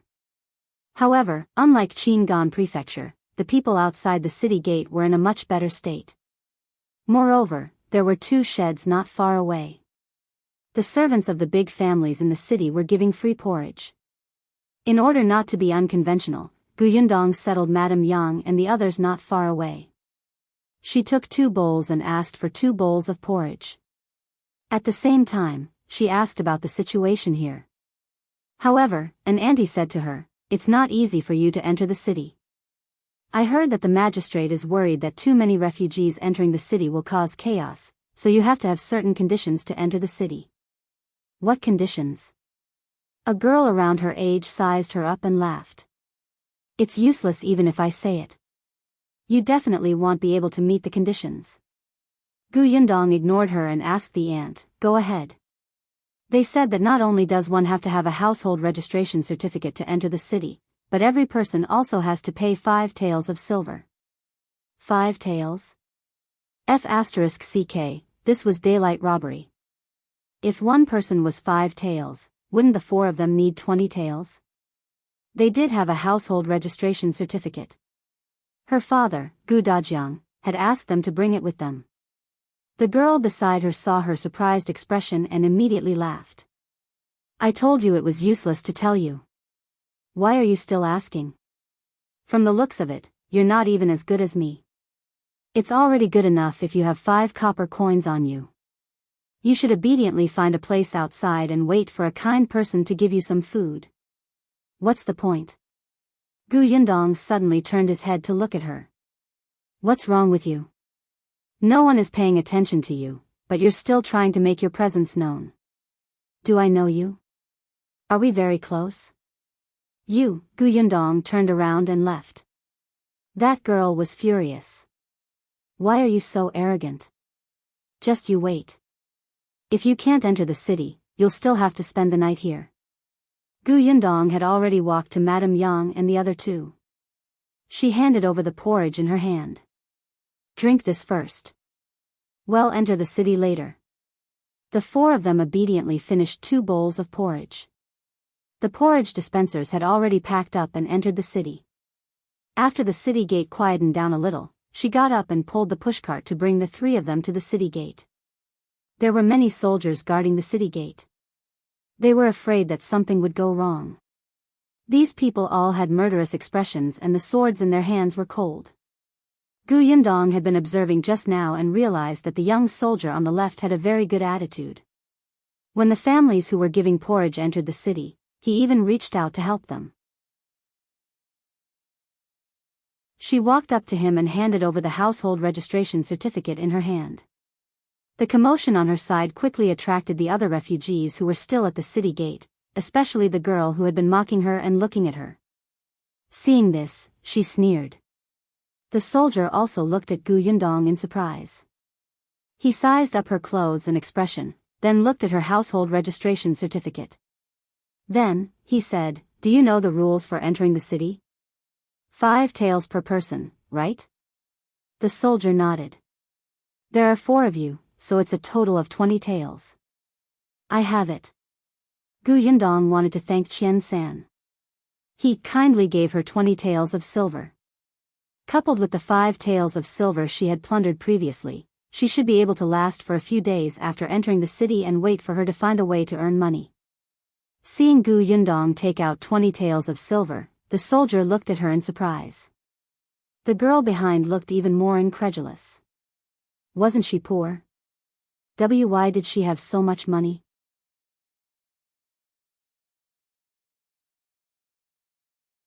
Chapter 24.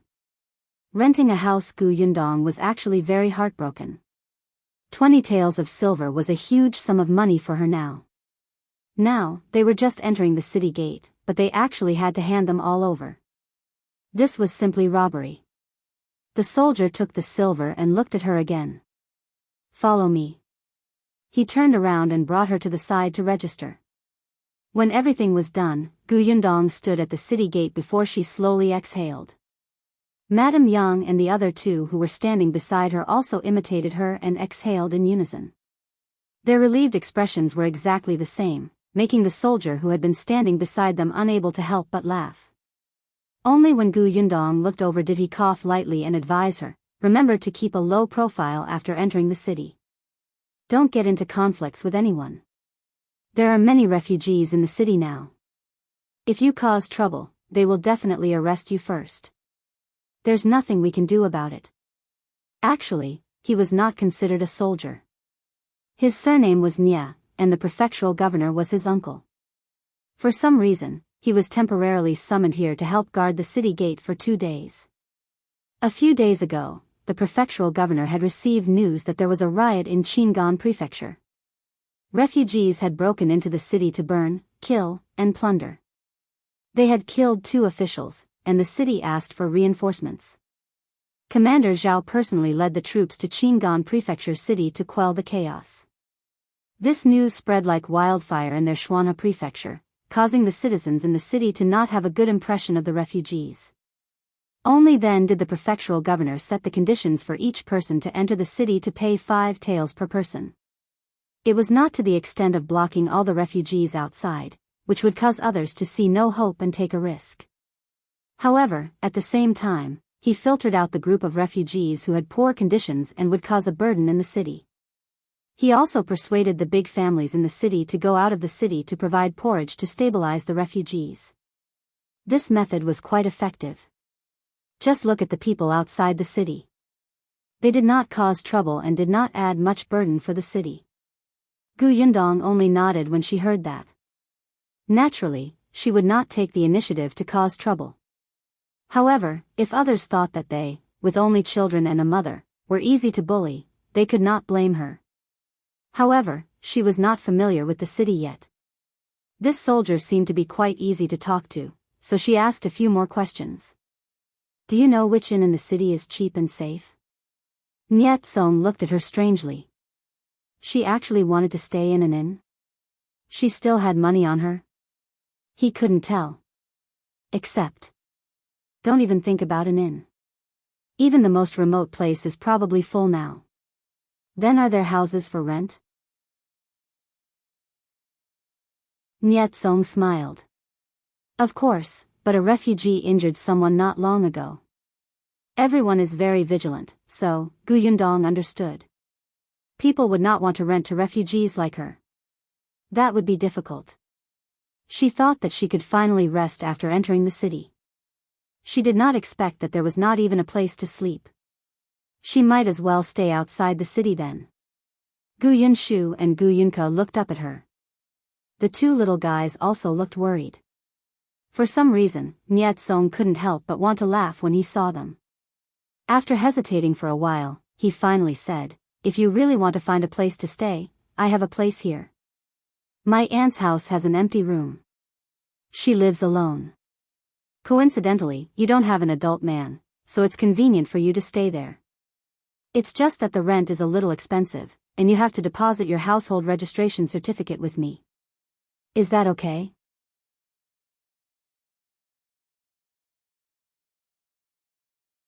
Chapter 25.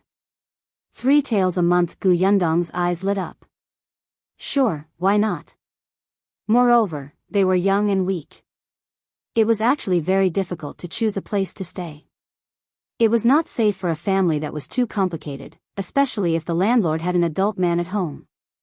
She had to worry that Madame Yang would be taken advantage of. How much is the rent? 3 taels a month.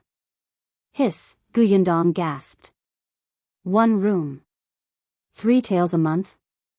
The people in this city were all robbers, right? Nyetsong also knew that the rent was a little expensive. Under normal circumstances, it would only be about 1 tael. Still, wasn't this an extraordinary period? There's nothing I can do about it. Actually, if it weren't for the fact that you guys don't have any adult men, I wouldn't have pulled this string for you. I have to think for my aunt's sake. I can't let her be in danger, right? The rent is a little expensive, but the location is not bad. It's also close to my house, so it's convenient to go out. Nyetsong said, besides, you can rest assured. If you accept, I can bring you to the government office to sign this lease. I won't cheat you. Gu Yundong did not suspect that Nyetsong would cheat her. The details indicated his character. Nyetsong looked young, but his actions were very well-mannered. It was obvious that he had learned the rules properly since he was young. Moreover, he was wearing soldier's clothes outside, but his shoes were different from ordinary soldier's shoes. His family did not lack money. Especially when she was registering just now, she vaguely heard the registration officer call him young Master Nye. So, let's go to the government office to sign the lease. In fact, ordinary rentals did not need to go to the government office. It was not like they were transferring the ownership. This was obviously Nyetsong's suggestion to reassure her. Alright, wait a moment. I'll give some instructions and I'll be right there. After Nyetsong handed over his shift, he led Gu Yundong's family of 4 towards the government office. On the way, he learned about Gu Yundong's background. He learned that her father had gone missing and that she was chased out by her grandfather, grandmother, uncle, and aunt. He learned that she only had a little money on her and that she had helped others on the way to escape. A kind-hearted person had given the money to her and he sympathized with her for a moment. Gu Yundong also secretly found out Nyetsong's background and felt much more at ease. She felt that it was necessary to befriend such a person. He would definitely be useful in the future. She couldn't spend 3 taels of silver for nothing. They walked to the entrance of the government office. Nyetsong asked Gu Yundong to place the pushcart outside. Yes, Gu Yundong had dragged a pushcart all the way here. This pushcart was not cheap here. Fortunately, there was a special place outside the government office to park it, and no one dared to steal it. Only then did Gu Yundong carry Gu Yunka. Madame Yang carried Gu Yunshu and followed Nyetsong in. The lease was quickly written and stamped. Nyetsong led her out again to take them to his aunt's house. He had been busy with everything along the way. No matter how well-mannered he was, he could not have done all this just for her. Gu Yundong knew that Nyetsong must have other motives. She was also direct. She stood at the entrance of the yamen and asked, "Young Master Nye, if there's anything you need my help with, you can just say it." Nyetsong was stunned and a little embarrassed. "You can tell? If young Master Nye waits until everything is done, aren't you afraid that I won't agree?" Actually, it's not anything major." It's just..." Before he could say anything, a noisy commotion suddenly came from not far away. Gu Yundong and the others subconsciously looked up and saw 2 constables dragging a person over. That person was also bold and kicked one of the constables over. Gu Yundong looked at him in surprise. That person happened to look over as well. Their eyes met and Gu Yundong suddenly narrowed her eyes.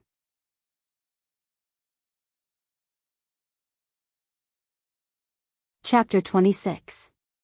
Young man, this person gave her a sense of déjà vu. Gu Yundong frowned slightly and immediately reacted. Yes, this person was very much like herself in the apocalypse. She did not care about anything. Her eyes were indifferent, as if there was no one or thing in the world that could move her heart. She felt like she was living day by day. However, that was because the apocalypse she lived in left her with no hope. What about the man in front of her? Before she could think too much, the constable who had been kicked down had already gotten up. With a whoosh, he pulled out the sword at his waist and was about to slash at that person. The sword seemed icy cold. The little girl in Gu Yundong's arms quickly hugged her neck and buried her head in Gu Yundong's arms. Seeing this, Nye Tsong thought that she was afraid and immediately stopped the constable. Stop. The constable barely stopped in time and turned around. When he saw that it was him, he hurriedly went forward and smiled obsequiously. Young Master Nye, it's you. What are you doing? Why are you fighting and killing at the entrance of the government office? How unseemly is that, the constable immediately explained indignantly. Sigh, young Master Nye, it's not that I want to attack him. It's just that this person has committed a heinous crime and still resisted arrest. Look, he actually dared to kick me just now. What did he do? Someone came to report that this person is the leader of the refugees in Qingan Prefecture. We brought him back for interrogation. Nye Tsong was stunned. There was a riot in Qingan Prefecture, and Commander Zhao had led his troops to support the suppression. It was said that the leader who had broken into the local government office and killed the prefectural governor had not been caught. It was very likely that he had fled to the nearby prefecture city. Recently, their Xuanhe prefecture had also been heavily guarded. They patrolled day and night, afraid that this person would cause trouble here. However, according to his understanding, the leader was a middle-aged man in his 30s or 40s, and the person in front of him looked to be a youth who was not even 20 years old. As expected, the young man denied it expressionlessly. "I'm not him." The constable chuckled. "You're not him? Look at the portrait on this warrant. This is you." He held a piece of paper with a portrait of a person on it. He stretched it out and almost hit the young man's face. Nye Tsong also took it and looked at it. He could not help but sigh secretly. Gu Yundong glanced at it and the corners of her mouth twitched. Weren't the character drawings of this era too abstract? It would be strange if they could catch the criminal with such an arrest warrant. However, even if this person was that realistic, he was still miles away from the young man in front of him. These two constables were obviously lying through their teeth and making things difficult for the youth. Gu Yundong knew that many constables nowadays relied on extortion to survive, but it was also very chilling to be so blatant about it. Nye Tsong frowned as well. He glanced at the young man and threw the wanted order at the constable's face. "How is it similar? Hurry up and let him go. If we arrest people randomly like you, won't we let the real murderer off?" The constable was a little unhappy. "But we received a report. Do you believe anyone who comes to report the case? I think the person who should be arrested the most is the person who reported the case. He even dares to lie through his teeth with a wanted order. It's a waste of time to come to the government office to report a case like this. He's simply detestable. Hurry up and let him go." Nye Tsong's identity obviously made the two constables very afraid. After the two of them looked at each other, they finally untied the young man unwillingly. Go, hurry and get out of here." The young man pursed his lips, glanced at Nye Tsong, and turned to leave. From the beginning to the end, he did not say much. In the end, he did not even say thanks.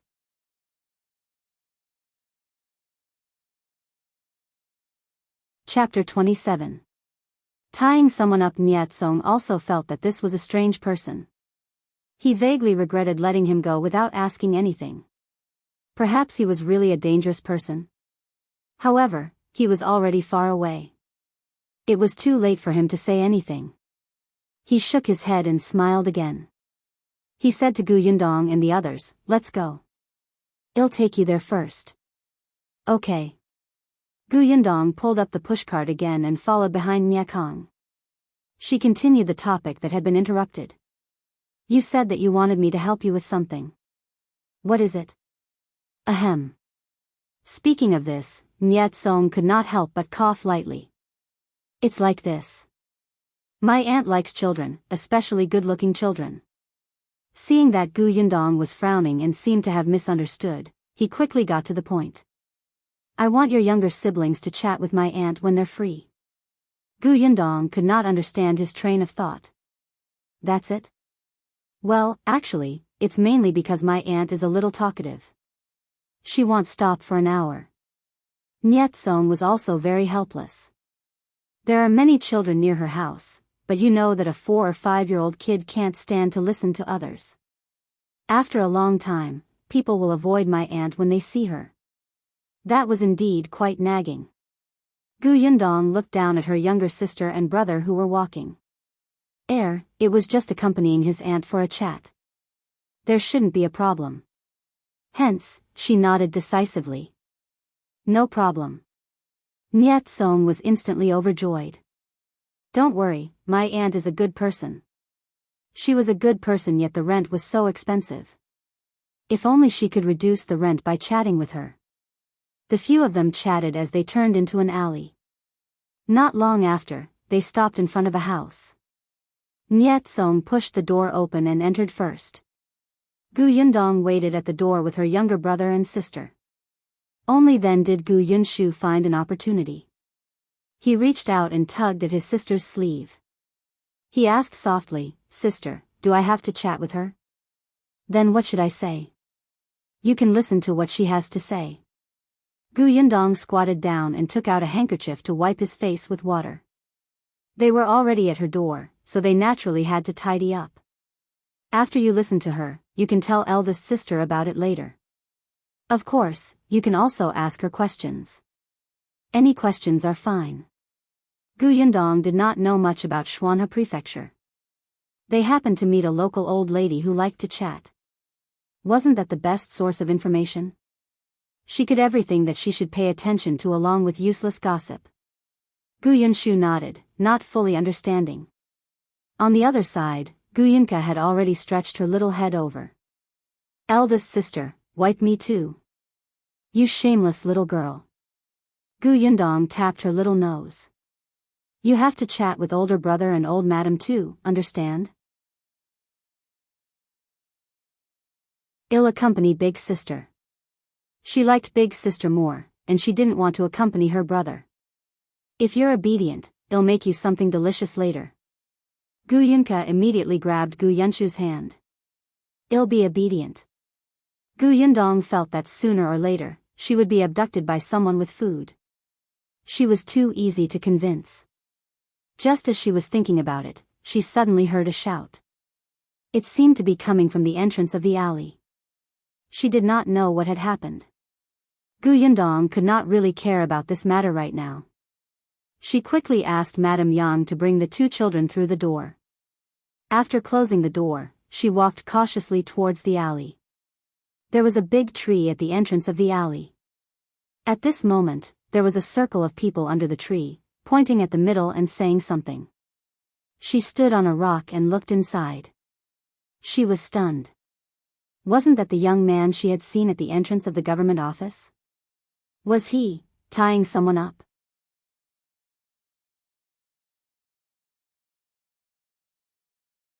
Chapter 28. Fancy operations. The young man held a rope in his hand and grabbed a middle-aged man who was cursing with his other hand. He was tying the rope around the latter's waist. The middle-aged man struggled a few times but could not break free. He cursed in a really unsightly manner, "You little B*****, mongrel. You have a mother but no mother raised you. Hurry up and let go, or I'll break your legs. How dare a bastard from the countryside be arrogant in this prefecture city? Be careful not to die without knowing how. Kid, remember this. Let go quickly." Halfway through tying him up, the young man suddenly punched him in the stomach.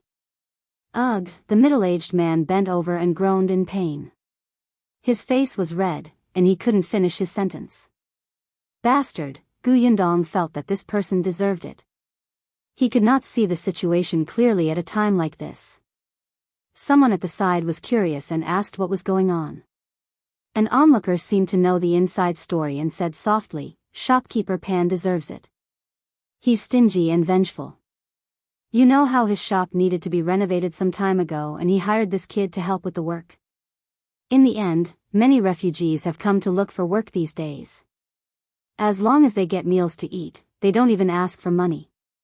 Shopkeeper Pan wants to chase this kid away to hire refugees. If you want him to leave, so be it. He has to at least settle his previous salary, right? What? Shopkeeper Pan wanted to go back on his word to pay him? Not only that, he even found an excuse to say that he did not do a good job and wanted to ask for compensation instead.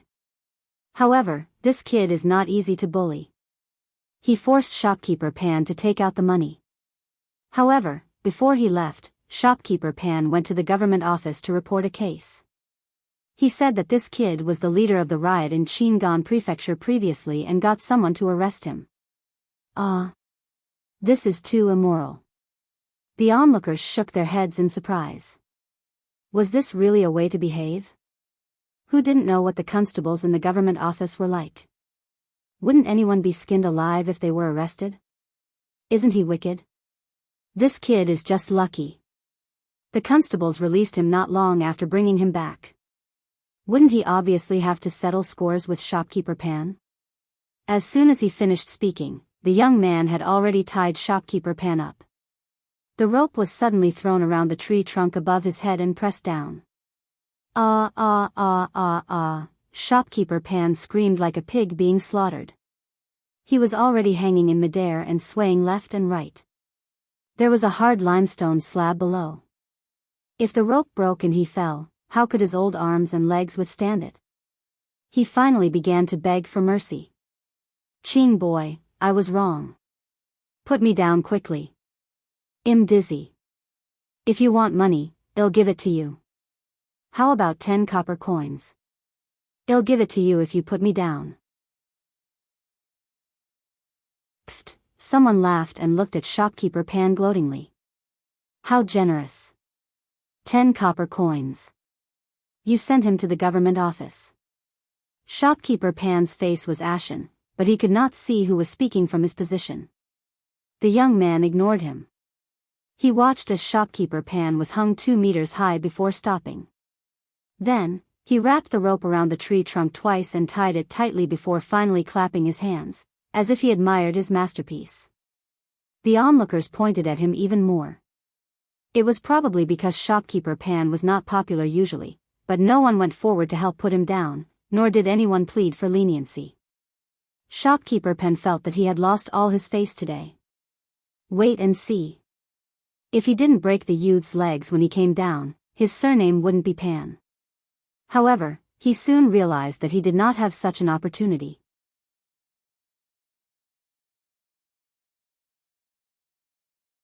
Chapter 29. Going to earn money. Shopkeeper Pan was sinisterly thinking of ways to deal with him when 2 constables walked over.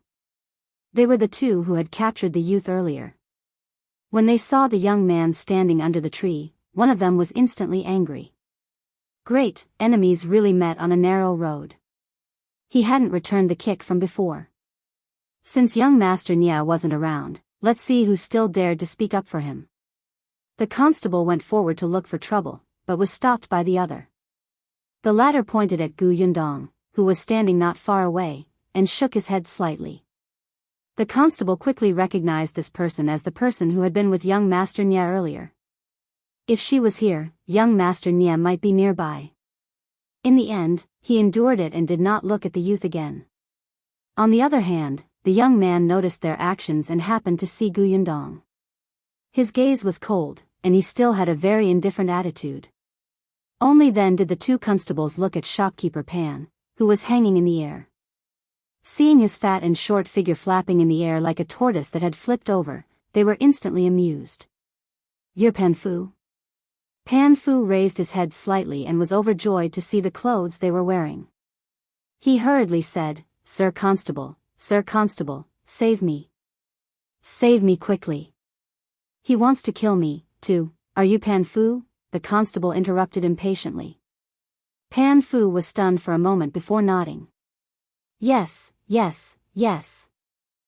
Pan Fu. You're the one who went to the government office to report a fake case and delayed us from catching the real criminal?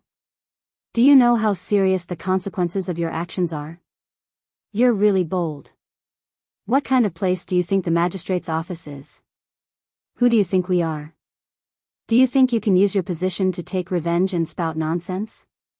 Pan Fu was so frightened that his face instantly turned pale. His body trembled twice as he hurriedly said, "No, I didn't. Constables, I really didn't report a fake case. Wang De is my cousin in the government office. He can prove that what I said is the truth." "What cousin? Didn't you report a fake case? Come with us to the government office." "What Wang De? A miscellaneous worker in the government office dared to be someone's backer?"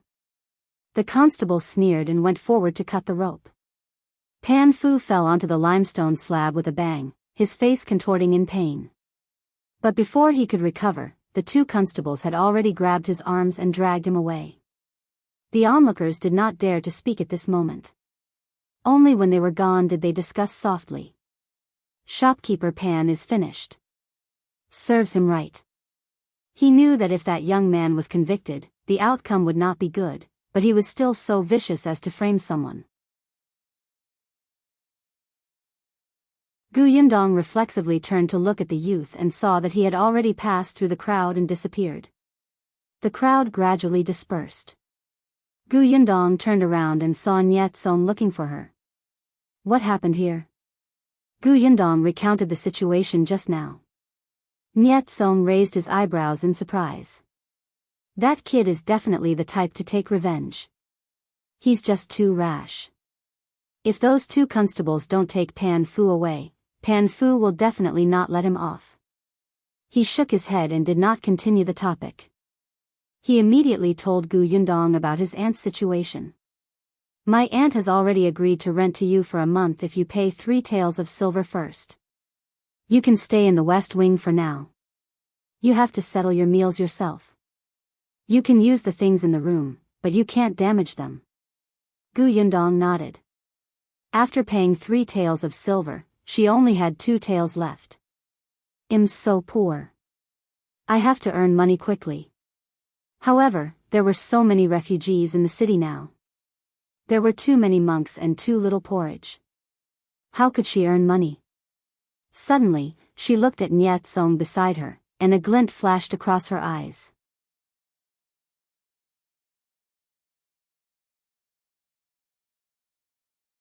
Chapter 30.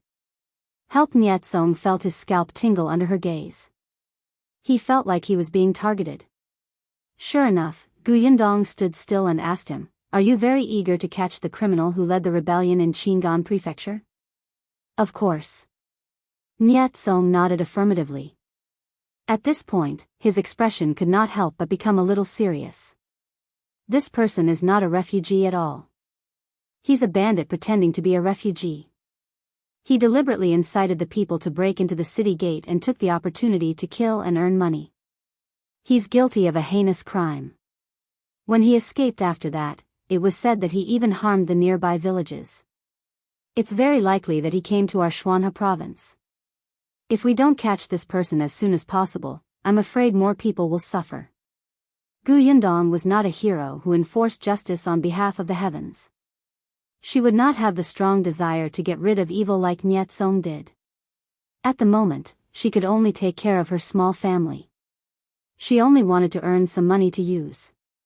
Therefore, she said very calmly, "If I help you capture criminals, will I be rewarded?" Niet Song was stunned. "Help? How can you help? Will there be a reward?" Niet Song's lips could not help but twitch. "Yes." "How much?"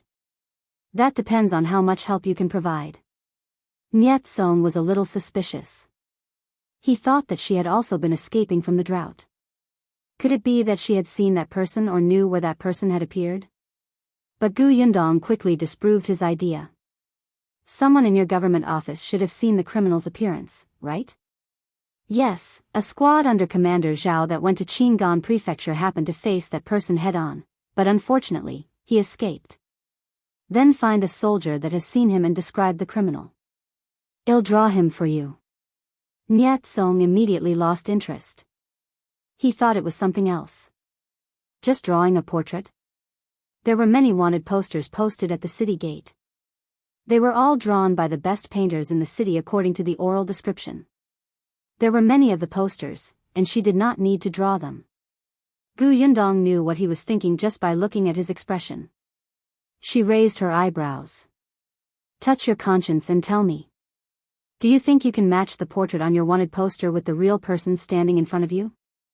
Of course, I also know that you didn't arrest the criminal just because of the portrait. But you saw the situation of the young man being arrested today.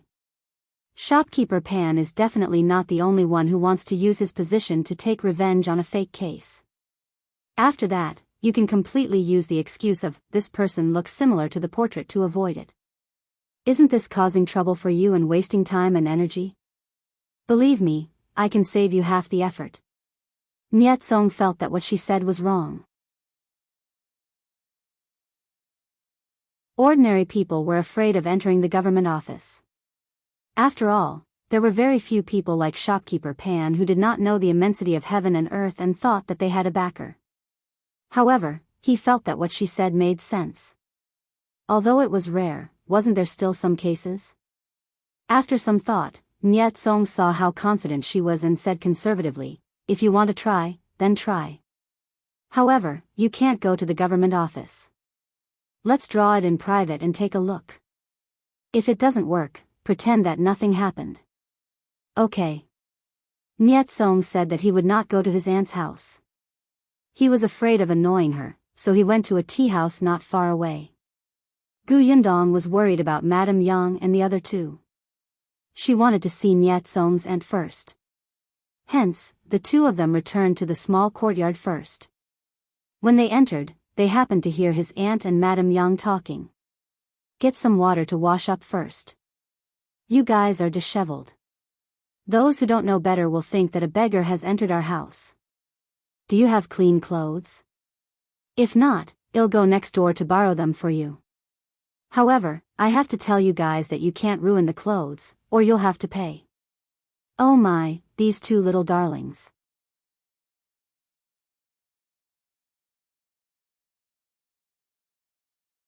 Chapter 31. What does he look like? Gu Yundong began to believe Niet Song's words. This aunt was indeed quite talkative. Niet Song's aunt's surname was Ku. Her husband was a childhood sweetheart who grew up with her. Unfortunately, he passed away from illness less than a year after they got married. Aunt Ku had no children and did not marry anyone else. She just guarded their old house and lived her own life. Perhaps it was because there were too few people around her, so she especially liked to talk to children. Others suggested that she adopt a child, but she did not agree. She said that she felt free living alone. The house in front of them was not big. Aunt Ku lived in one room herself, so the west wing was given to them for the time being. The central room in the middle was quite big, and there was a kitchen next to the west wing. The outhouse was at the back of the storeroom, and there was a small well in the courtyard. It was quite convenient. At this moment, Auntie Ku pointed at the well and instructed Madame Yang, get water yourself. Be careful. Don't fill my courtyard with water. The kitchen is over there, and the bucket is inside. What are you waiting for? Hurry up and go. Madame Yang couldn't help but hold the two children's hands and take a step back. She didn't know Auntie Ku and only felt that the other party spoke very quickly. It was difficult for her to even understand, so how could she move? Just as she was at a loss as to whether to run away, she saw Gu Yundong enter. Madame Yang hurriedly ran behind her and pointed at Auntie Ku. Dong dong, she talks a lot. Gu Yundong squeezed her hand comfortingly and said in a low voice, Mother, she's Aunt Ku. Well, stay at her house for the time being. She won't hurt us. Get water first and wipe Ah Shu and Kiki's bodies. After washing them, we can sleep on a soft bed. We don't have to travel anymore. We don't have to travel anymore? Madame Yang couldn't help but be happy. Gu Yundong nodded at her and watched as Madame Yang excitedly ran to fetch water. Then, she walked to Aunt Ku, who had been sizing her up. Aunt Ku, my name is Gu Yundong. This is 3 taels of silver. I might have to trouble you for the next period of time. My mother's situation is special. If you talk to her too much at once, she will panic. Please don't mind. Aunt Ku was a little surprised. From her words and actions, she did not have the timidity of a country girl at all. She seemed to have seen the world. She took the silver and nodded slightly. You look like a reasonable person. Not bad. As long as your mother can work and take good care of you, and I don't have to do anything, that will be fine. What about you? Nyet Song was a little anxious and could not help but interrupt her. Aunt, I still have something that I need Miss Gus help with. Please take care of her family first. I'll buy you a hibiscus cake later. Rascal, hurry up and leave. He must have been annoyed with her for talking too much. Nyet Song smiled. Seeing that Gu Yundong had finished talking to Gu Yunshu, he quickly brought her away. He first brought Gu Yundong to the tea house. Gu Yundong was still wearing the clothes she had worn on the escape route. Her face was also dirty. Without him, the tea house would not let her in. After asking her to wait in the private room, Nyet Song went to the government office and called over a soldier who had seen the bandits. When he returned, he also brought a whole set of brush, ink, paper, and inkstone. Gu Yundong only took the paper and asked the waiter from the tea house for a charcoal pen. Nyet Song did not understand and tried his best to ask tactfully, "Are you not used to using a brush?" How could he forget that a country girl had definitely never studied? Gu Yundong could not help but roll her eyes. All right, tell me what the bandit looks like first. Tell me about his eyes, nose, mouth, and face. Try to be as detailed as possible.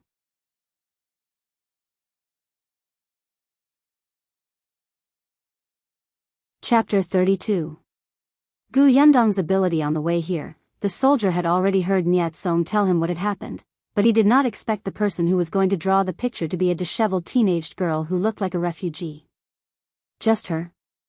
She knew how to draw portraits. And she thought that she was better than the painters in Shuana province? Are you kidding me? If Nyet Song wasn't here, he would have turned around and left already. Gu Yundong saw that he was sullen and did not speak. She knew that he did not trust her. She tapped the table slightly and asked with a smile, "Could it be that you don't remember what the criminal looked like?" "Who said I don't remember?" The soldier immediately retorted. Then, his eyes were filled with hatred. "That bandit killed my good brother who fought alongside me. I can dream of him every night. I know how many moles there are on his face." "Then tell me." The soldier choked. Nyet Song, who was beside him, bumped his arm again. Only then did he clench his fists and say, "His face is a little round, and he looks like an honest person. His eyebrows are rather thick, and they're very black and long. His eyes are not big, and they're long and narrow. His nose is more chubby, and his mouth is a little like mine." Gu Yundong lowered her head and drew with a charcoal pen according to what he said. As she drew, she would ask him from time to time, "Is that so? Or should it be rounder? Are the bags under his eyes deep? What kind of long and narrow is it? Does he have a lot of fat on his chin?" At first, she only drew a rough outline. When she was more or less certain, she took out another piece of white paper and integrated all the facial features that the soldier had mentioned. Gu Yundong was very fast. In no time, she had finished drawing. The soldier had said that he was thirsty and went to drink some tea. When he came back and looked, he spat out a mouthful of tea. "Ah, be careful." Gu Yundong hurriedly moved the paper away and glared at him fiercely. The soldier hurriedly wiped his mouth and eagerly picked up the piece of paper. His eyes widened. Nyet Song had taken a few steps back when he dodged the tea the soldier spat out. At this moment, he looked up at his shocked expression and could not help but ask curiously, "What's wrong?" The soldier muttered in disbelief, "Similar, too similar. They're simply too similar." "Is it really that similar? Wasn't that too exaggerated?" Nyet Song shook his head and walked around the table to look from behind him. He was stunned on the spot. The soldier said in disbelief, It's like it's carved out of his face. There's actually such a drawing method." Nyet Song shook his head in surprise. He carefully took it from the soldier's hand and looked at it again and again. He could not help but click his tongue in wonder. Those painters' drawings were also very good, but Niet Song was not a master of calligraphy and painting. He did not know much about the topic and could not appreciate them. He only knew that the artistic conception was quite beautiful, and the characters were also very beautiful. However, there was still a gap between them and real people. At least, it was not very useful for using those to solve cases. But now, this character drawing seemed to have come alive. And this was only drawn with a charcoal pencil. When he looked up at Gu Yundong again, Niet Song's gaze changed. Was this Miss Gu really just a country bumpkin who did not know anything? Who taught you how to draw? Gu Yundong also took a sip of water and shrugged. Someone I don't know. He didn't tell me his name.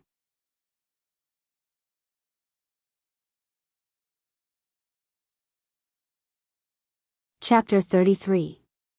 Gu Yundong's past Niet Song was a little disappointed, but then he felt that it was normal. There were many strange people in this world, especially those with true ability. For example, there was a famous Go player in their prefecture city who was a very strange person. Gu Yundong did not know that he had already found an excuse for her. She rubbed her sore wrist. She had not drawn for a long time and was a little rusty. Fortunately, she slowly found the feeling again. Gu Yundong was an orphan in her previous life. She did not have a good life in the orphanage. When she was 5 years old, she had been adopted. However, half a year later, the couple who adopted her met with a car accident and passed away. She was sent back to the orphanage. Someone unknown said that she was a jinx, and that she had jinxed the couple to death. Because of this rumor, she had no friends at the orphanage at all. The director also didn't like her. The orphanage's resources were limited. In order to eat and wear warm clothes, the children in the orphanage actually fought openly and secretly. Gu Yundong was the one who was often bullied, but every time there was any conflict, the director would punish her. Gu Yundong had known since she was 5 years old that she had to support herself and could not be weak. She didn't have much feelings for the orphanage, but she worked hard and got into university herself. She worked part-time and studied to help herself find a job after graduating from university. At that time, the major she was most interested in was art. However, it took money and time to learn art. However, she lacked both and could only give up. Sometimes, when she couldn't help but feel tempted, she would go to the art academy to freeload some classes. She was very talented in this aspect and learned intermittently, and her drawing was very stunning. Even the teacher could not help but feel that it was a pity about her character drawing talent. He even applied for a scholarship for her to study this, but Gu Yundong rejected this. For people who had no guarantees in the future, hobbies were sometimes very extravagant. However, he did not expect that what he had learned back then would be useful here. She rubbed her wrist for a while and asked Niet Song and Xiao Bing, who were still holding the piece of drawing paper and discussing while praising her, "So, is this okay?" The two of them nodded hurriedly. Yes, of course. It's too good." Niet Song went to get another piece of paper. The smile on his face was much more eager. "Let's draw 2 more. Only 2 more. No more than that." She was beginning to miss the copy machine. With the first drawing, the second and third drawings were much faster. Not long after, Niet Song gathered the 3 portraits and was about to leave. "Quick, go back to the government office and get someone to arrest him with these. Someone must have seen him before." He was about to leave when Gu Yundong hurriedly grabbed him back. "Wait a moment. What is it? You have to help me keep the origin of this drawing a secret. I don't want to be targeted by that vicious bandit. I still have my family to protect." Niet Song paused and his expression turned serious. "Don't worry. It's not just you. We also keep the painters who drew the wanted posters a secret. I'll only tell the provincial governor about you. No one else will know." The soldier standing beside him also nodded seriously. "Miss, don't worry. To be honest, he still could not see what this girl looked like. She was too disheveled. Only then did Gu Yundong let go. Nyetsong quickly rolled up the drawings and left in a hurry with the soldier. As soon as they left, Gu Yundong also prepared to leave. However, as soon as she turned around, her eyes widened and she knocked on the table fiercely. We hadn't agreed on the amount of silver for my compensation.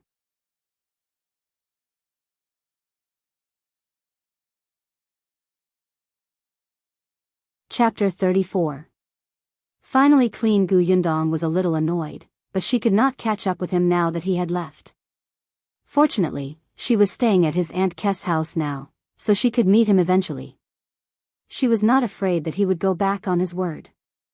Gu Yundong shook her head regretfully and left the tea house. It was already a little late. The people on the street had started to pack up their stalls and go home. When they saw the dirty Gu Yundong, they covered their noses in disdain and stayed far away. Gu Yundong originally wanted to take a look at the environment of the prefecture capital. Seeing this, she hurriedly quickened her pace. She did not feel it just earlier, but now, she suddenly felt a little itchy and very uncomfortable. When she reached Aunt Kess' house, she could vaguely hear voices coming from inside. Pushing open the courtyard door, she saw Gu Yunshu and his sister sitting on small stools. They obediently raised their heads and listened to Auntie Ku. Madame Yang squatted beside the well and washed the clothes. There was only one set of clothes that they could change into. It was also very difficult to find a pond for them to wash and dry clothes on the way, so both sets of clothes were dirty and not easy to wear. Currently, Gu Yunshu and his sister's clothes should have been borrowed by Aunt Ku from next door. They did not fit well on them, but at least they were clean and comfortable. The clothes on Madame Yang should be Aunt Kess. They were a little short. Aunt Ku was facing the door, so she was the first to see her. She immediately pursed her lips and said to her, "You're so dirty. Hurry up and wash up. I've also borrowed clothes for you. They're in the west wing. Go get them yourself." When Madame Yang and the other two heard this, they immediately turned to look at her with relieved smiles on their faces. Aunt Ku snorted. "You're back so late.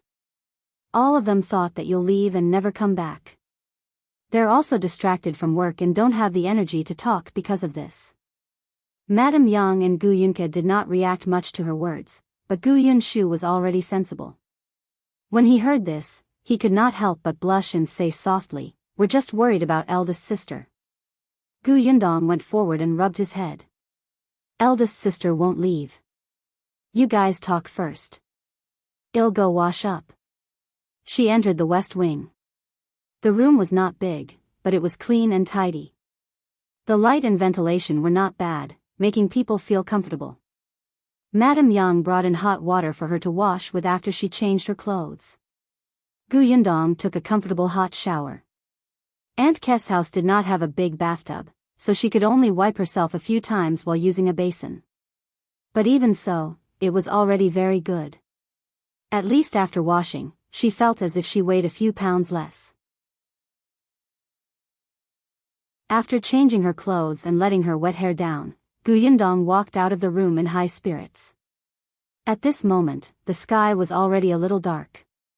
Madame Yang and the others were not in the courtyard. Instead, there was a slight movement from the kitchen. Gu Yundong looked over and saw Aunt Ku making pancakes and porridge.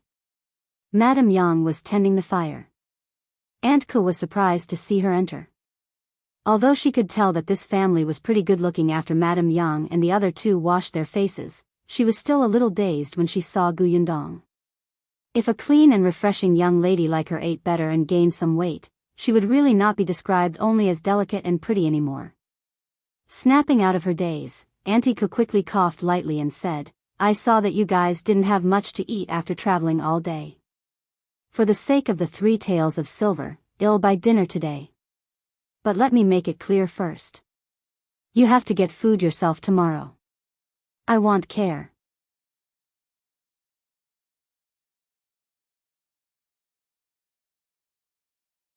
Chapter 35. I'll cook meat for you. Aunt Kess' culinary skills were not bad. Dinner was porridge with pancakes and pickled vegetables. The few of them ate very contentedly. When they returned to their room later, Madame Yang and the other two quickly fell asleep. However, Gu Yundong kept his eyes open and looked at the bed curtains. She was not sleepy at all. She had already developed the habit of keeping watch at night. When she suddenly calmed down, she actually could not fall asleep. With Gu Yunka in her arms, the little girl even snuggled up to her when she was asleep.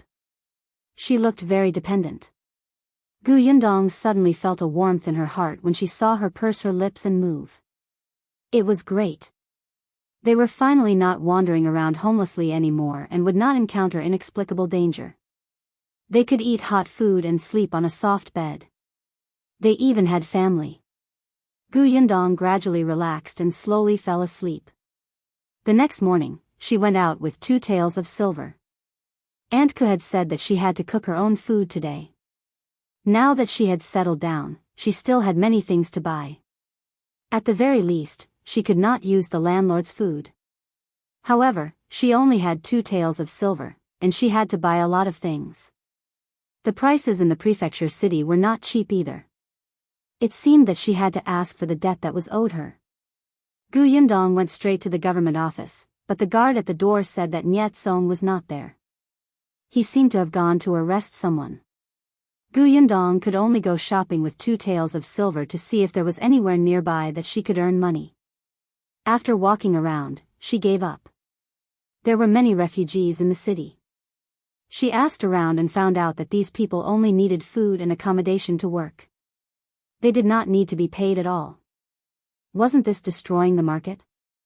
How could work be for free? Gu Yundong sighed heavily and went to the market Aunt Ke had told her about. The market was lively.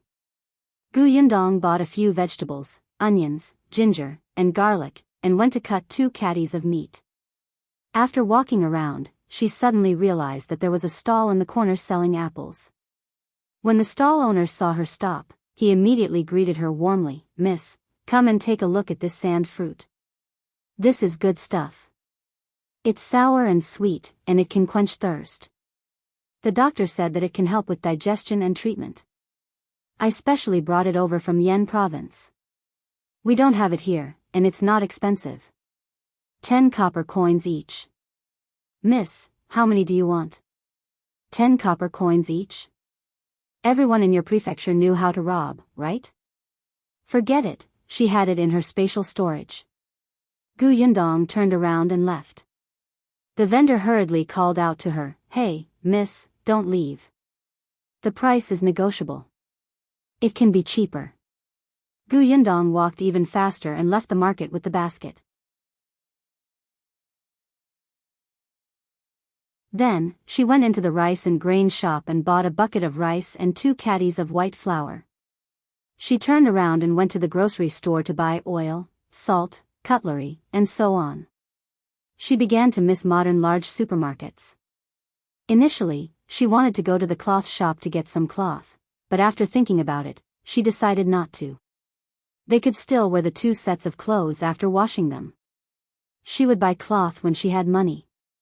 Currently, she was poor. After buying everything, Gu Yundong could no longer carry all the items.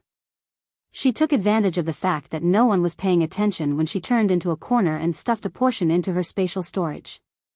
Then, she held the remaining tael of silver and slowly went home. Money was really something that was used quickly. Aunt Ke was not at home. When Gu Yundong entered the courtyard, Gu Yunka ran over and hugged her thigh. "Eldest sister, what did you buy? I'll cook braised pork for you later." Gu Yundong lowered the basket for her to take a look. The little girl swallowed her saliva. "What's braised pork?" Gu Yundong remembered that in the past, in the Gu family, their family could barely eat meat, let alone Gu Yunka, who was so young. Moreover, Mrs. Zhao would not cook braised pork for them.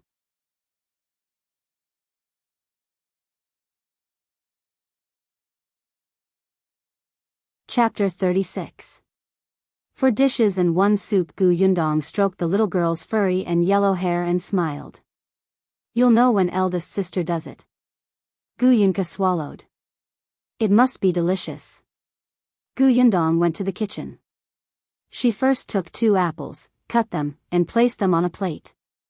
She handed them to Gu Yunka, who had followed her in. Bring them to the central room to eat with brother and mother. What's this? The little girl looked curiously at the moist apple petals in a circle and reached out her little finger to touch them quietly. Gu Yundong was charmed by her cute actions. She picked up a piece and stuffed it into her mouth. This is an apple. It's delicious, but it's a little expensive. You can't waste it, understand? Gu Yunka took a bite. It was crispy and juicy. It was even sweeter than wild dates. Her round eyes immediately lit up. She quickly grabbed it with her small hand and bit it bit by bit. Go. Gu Yundong nudged her. The young lady carried the plate and went to look for her brother. Gu Yundong rolled up her sleeves, washed the rice, and cooked the rice. She stuffed 2 large sticks of firewood under the stove. Only then did she go and wash her hands. She first prepared a cucumber and made a cold cucumber for a refreshing dish. She did not dare to add spicy seasoning. Children could not eat it then. Then, she cut the eggplants and took half a piece of meat to chop it up. She made a minced eggplant dish. Then, she cracked 3 eggs and steamed a large bowl of steamed eggs.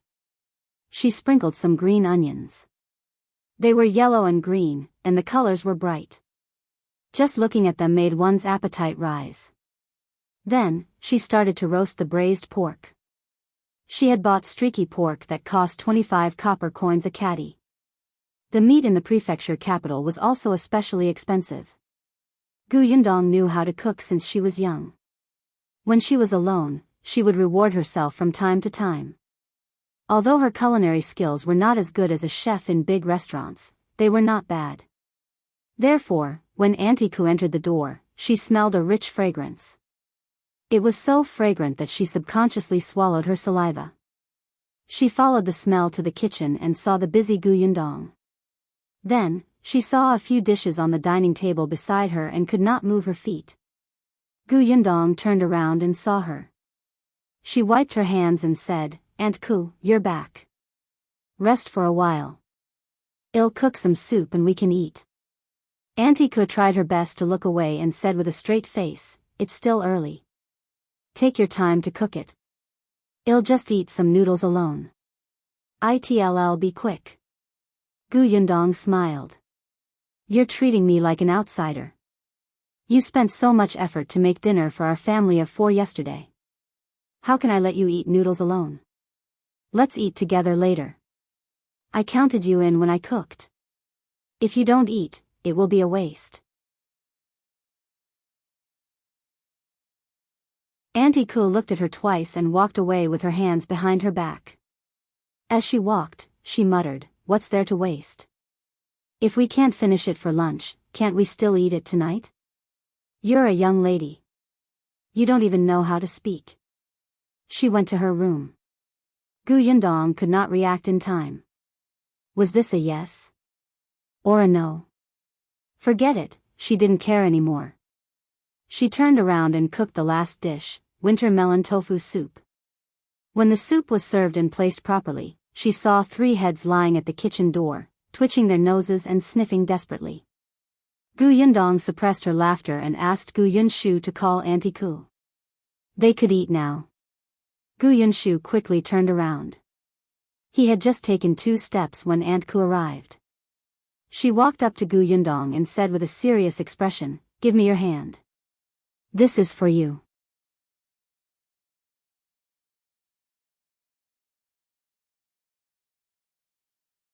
Chapter 37. 2 pieces of news. Gu Yundong looked up in surprise when she saw the tail of silver. Aunt Ku said unnaturally, "I won't eat your food for nothing.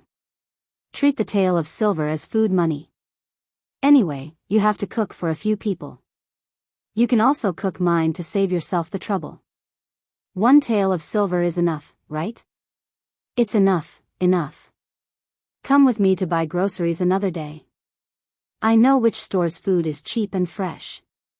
Gu Yundong put away the silver and immediately nodded. "No problem. Ah, the one tael of silver that she had spent today was finally back. Her heart did not ache so much anymore. Gu Yundong happily placed the bowls on the table. The two little ones and Madame Yang looked at the dishes on the table impatiently. Big sister was so amazing. They had never smelled such a fragrance before. Gu Yunka took a bite of the steamed egg. Her face seemed to be glowing as if she was intoxicated. It's smooth and delicious. Gu Yundong looked at her and felt a little sad. The young lady had never eaten steamed eggs. Madame Zhao was very stingy with their family. If there was good food, it was given to the second and third uncles' families. If they dared to crave it, she would slap them mercilessly. She scooped a big spoonful for Gu Yunka. Eat more if you like it. I'll make it for you often in the future. Eldest sister, you're the best. The little girl raised her head and chuckled. I like this place. There's no grandmother Zhao to scold me, and no second sister to hit me. There's also delicious food.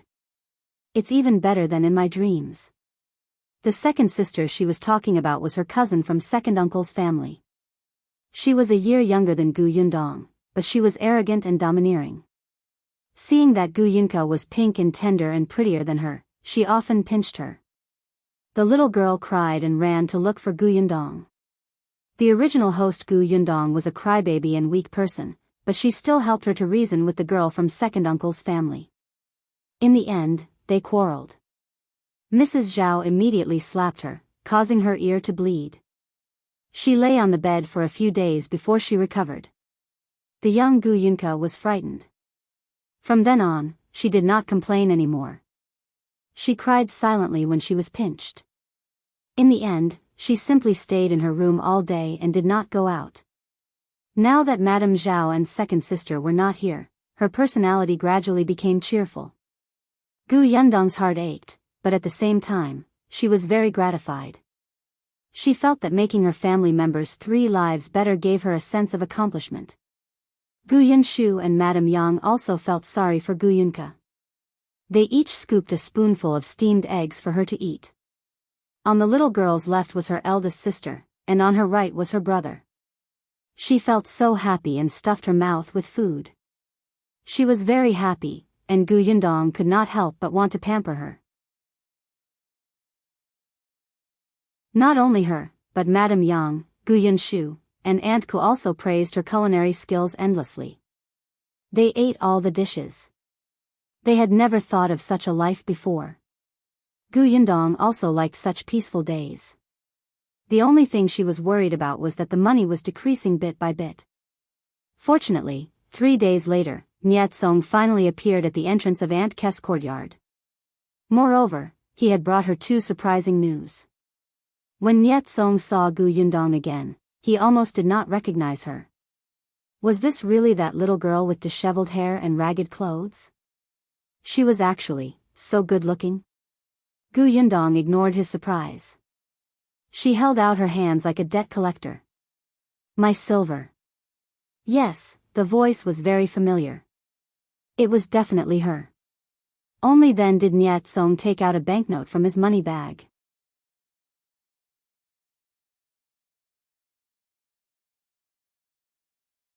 Chapter 38. Got money. The banknote was for $50 worth of silver, and it had symbol of the Huaxing Bank, which was accepted in the entire country. Gu Yundong's eyes lit up involuntarily. She heard Niet Song say, "This is a reward from the provincial governor. Your drawing is too useful." We took it and split up to search for him. I didn't expect that more than one person seems to have seen him. Just last night, he was captured by us. Even his subordinates were wiped out. Niet Song was still very excited when he said this. Although he had been busy for a few days, he was in high spirits. The governor said that you've made a great contribution. You didn't know, but that bandit entered the city at an unknown time. If we couldn't catch him until a few days later, something would have happened to us. Take the $50 of silver and buy yourself something good. Look at you. You're quite good looking. Just your outfit, perhaps because he was a little familiar with her now, Niet Song spoke much more casually.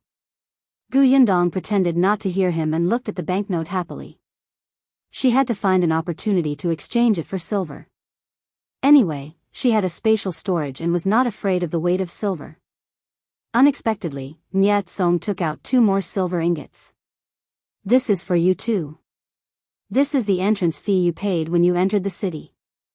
The governor said to return it to you. Gu Yundong was surprised and hurriedly took it. Your governor is really a good person.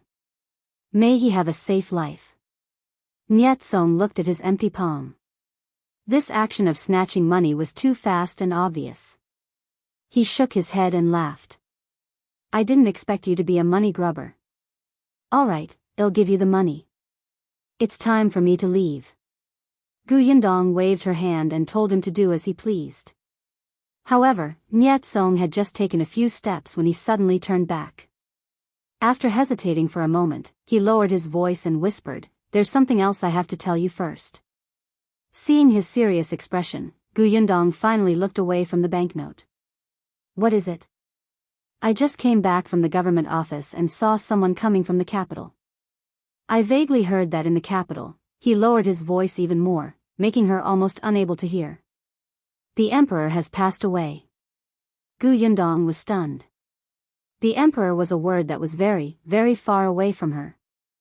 However, she did not have a good impression of the emperor. There had been a disaster in Yongning Prefecture, and countless people had starved to death. For so long, the imperial court had yet to send people over to deal with the disaster. She had heard that even so, the emperor was still drinking and having fun in the palace. He had obtained concubines one after another and even coincidentally wanted to increase taxes. He was an out-and-out fatuous ruler. It was good that he had passed away. Nyat Song reminded her, the notice should be posted soon and spread throughout the city. It might be a little chaotic during this period of time. Try not to go out or walk around. Don't wear red and green, drink, or have fun. The emperor has passed away and the new emperor has ascended the throne. He will definitely take action. Just wait for the news. Thank you for the reminder.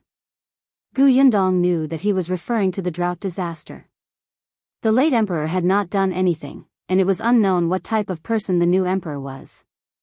She hoped that he was not someone who treated human lives as grass. After Nyat Song left, there was indeed a notice posted at the city gate that afternoon. When the emperor passed away, the world mourned. The commoners had to mourn for 3 months. During this period, they were not allowed to wear red and green, marry, or have fun. 2 days later, another notice was posted at the city gate.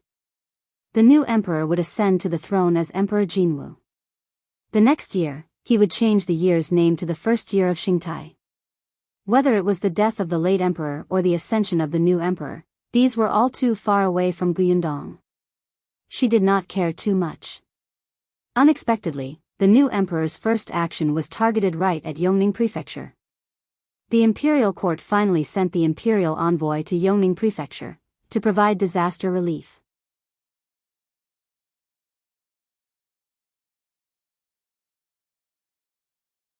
Chapter 39. Go back or not? It was said that on the day the imperial envoy arrived at Yongning Prefecture, it suddenly rained for 3 days and 3 nights. The dry land was moistened, and the lifeless citizens cheered and shouted, as if they had finally seen the light of dawn. All of them said that this was an auspicious sign from the heavens, telling the world that the new emperor was a current wise ruler and was favored by the heavens.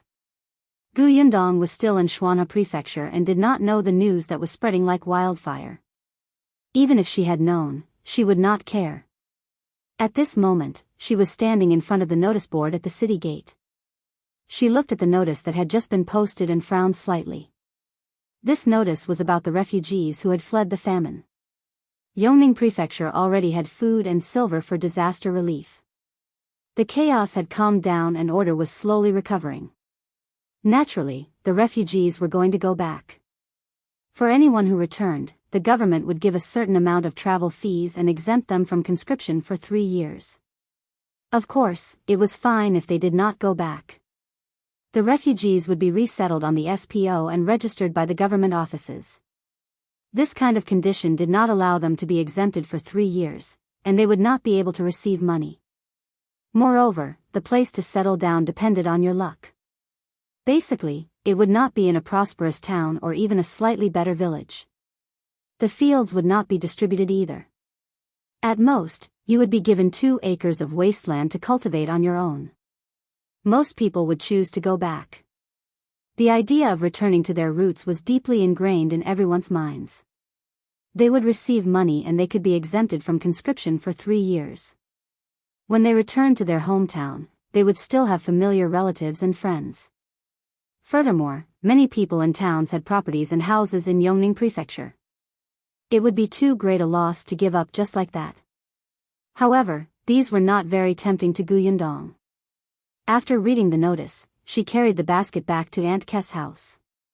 Auntie Ke sat in the courtyard and was making shoes for the 2 children with a needle and thread.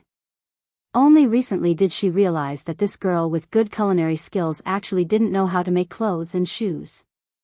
Madame Yang did know how to make clothes and shoes, but they didn't look good. Aunt Ke doted on the 2 children and asked Gu Yundong to buy scraps of cloth to sew herself. As she worked, she chatted. There were 3 small stools in front of her. The 2 children and the tall Madame Yang sat there obediently and listened. Hearing the door open, Auntie Ke looked up at her. "Why are you back so late today?" "There's a new notice posted at the city gate." "I went to take a look."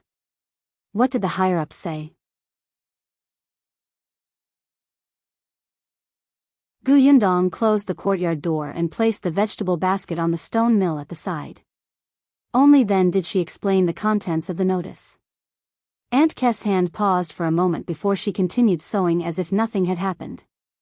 Madame Yang and Gu Yunke were still in a daze and could not understand, but Gu Yunshu understood. He immediately hugged her waist happily. "Can we go home?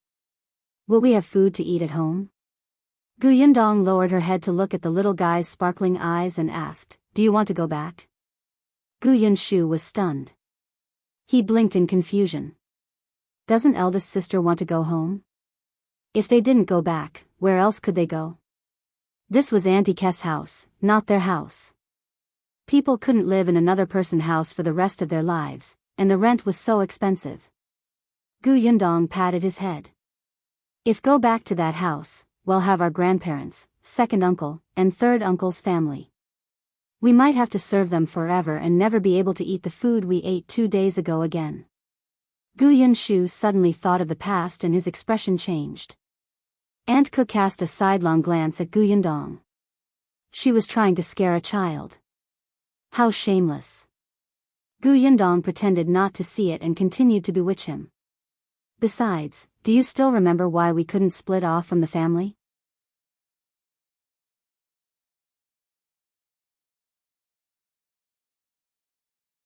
Chapter 40.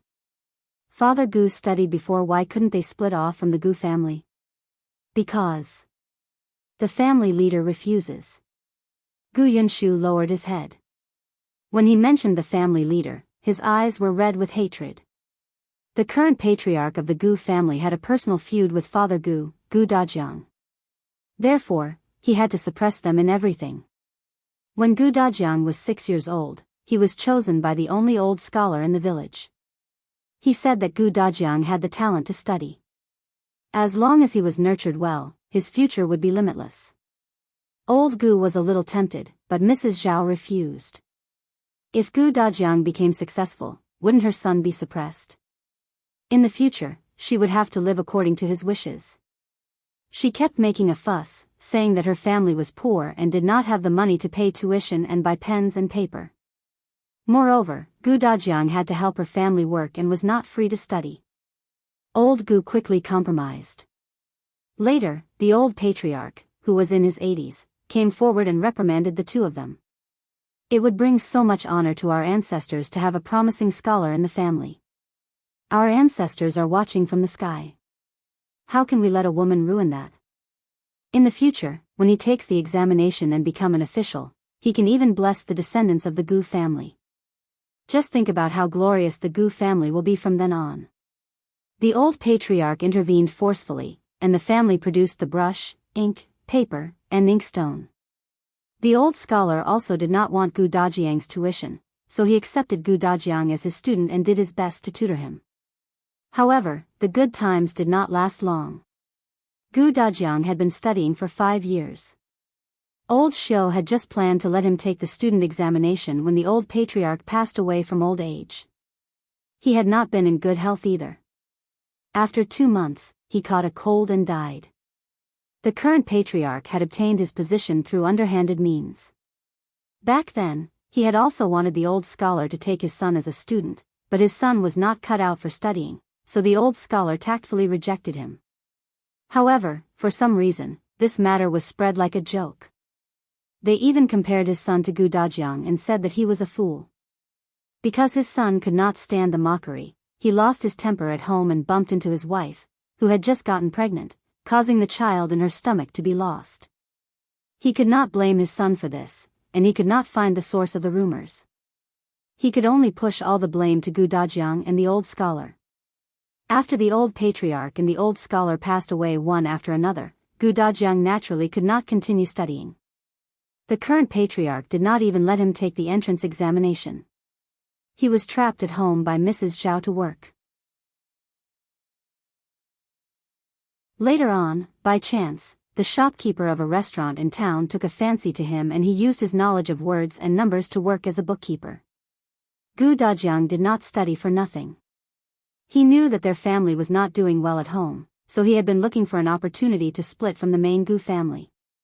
When Madame Yang gave birth to Gu Yundong back then, she was beaten up by Madame Zhao until she gave birth prematurely. She lost a lot of blood and almost lost her life. It was because of that Madame Yang's health was poor and she did not have a child for many years. It was only when Gu Yundong was 8 years old that Gu Yunshu was born. It was also that time that Gu Dajiang insisted stubbornly on splitting from the main Gu family. However, 2 months later, old Gu, who had no one to do the work at home, regretted it and refused to acknowledge the separation. The current patriarch, who was also the village chief, tore up the family separation document on the spot and sent Gu Dajiang back. If Gu Dajiang did not agree, he would expel their family from the Gu family register on the charge of being unfilial. Expelling from the family. Without a family, he would be like a rootless duckweed. He could not even return to his roots. This was a very serious matter. He would have to go to the government office to register and this stain would follow him for the rest of his life. Not to mention Gu Dajiang himself, even his children would always be looked down upon and pointed at by others. It would be difficult for them to get married.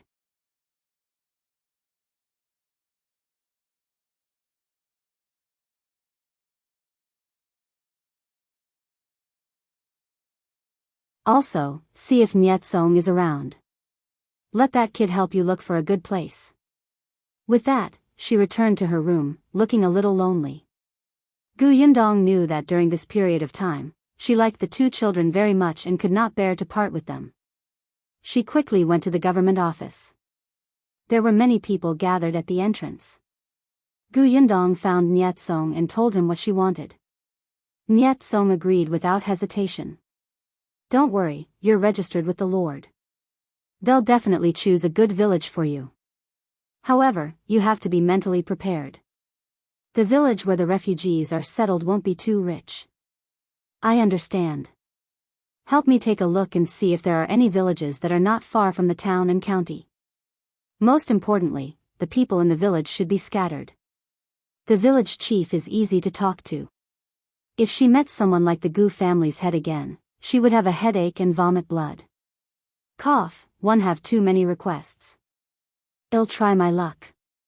She did not expect Nyetsong to really choose a good village for her. It was considered the best village among all the villages. Gu Yundong followed him to complete all the procedures and set off. However, before she left, she had something to do.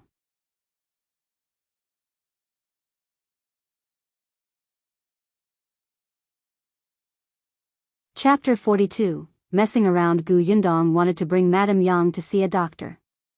In the past, when she was in the Gu family, Gu Dajiang had brought her to the county capital.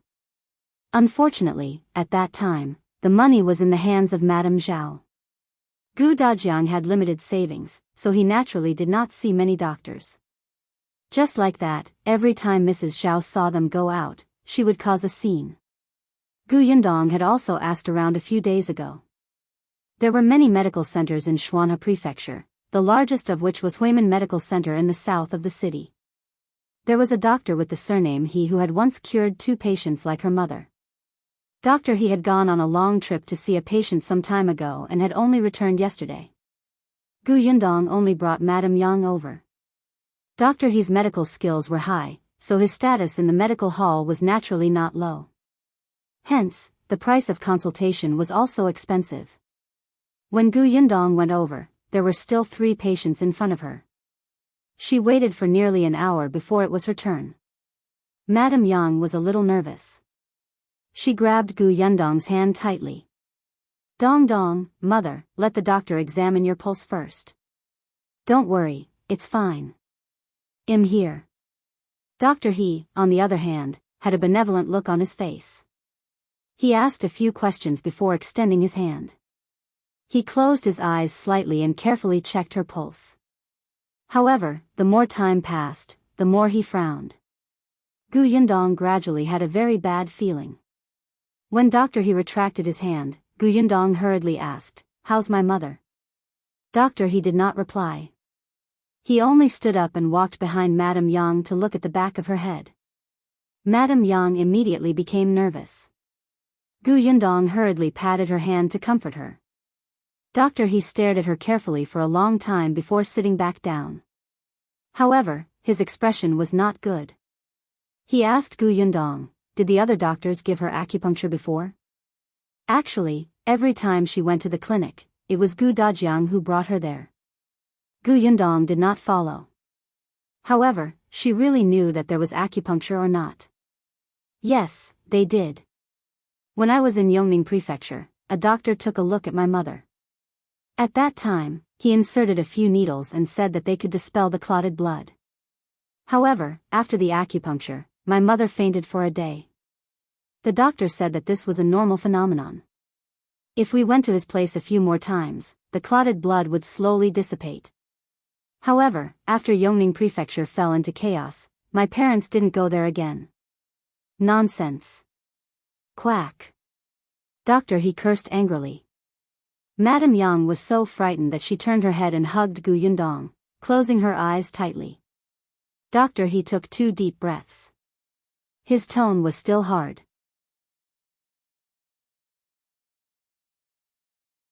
The human brain is the most complicated. How can you randomly inject needles when you're not confident that you can treat it? Dispel the clotted blood. You're simply a quack. Gu Yundong's expression turned solemn. Doctor, he means that my mother, sigh, if it was before, one was still confident that one could cure her. Now that she has been treated by that quack, I'm only 30% confident. If there's an accident, it might backfire and I won't even be able to save her life. Doctor, he waved his hand. It's better to maintain the current situation. At least she's alive. Is there no other way? Doctor, he shook his head and paused for a moment. As if he had thought of something, he said, "There's someone who might be able to treat her." Gu Yundong's eyes lit up. Who? Imperial Physician Song. He came from the Imperial Hospital. I've been taught by him many times before. It's a pity that he's gone traveling now. I don't know when he'll return. As long as there was hope. Gu Yundong immediately said, "Then can one trouble Dr. He? When Imperial Physician Song comes back, get someone to send a message to Fish Rice Alley." With that, she took out 5 taels of silver and handed it over.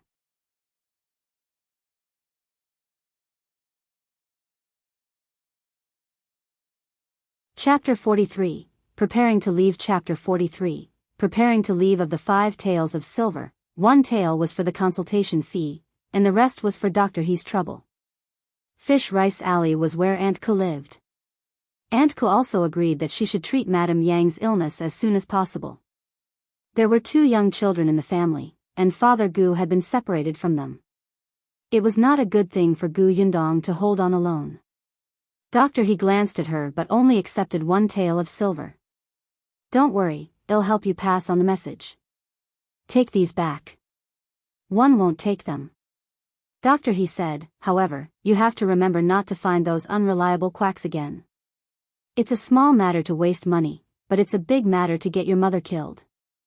Now, in Xuanhe Prefecture, I'm afraid only Imperial Physician Song can treat your mother.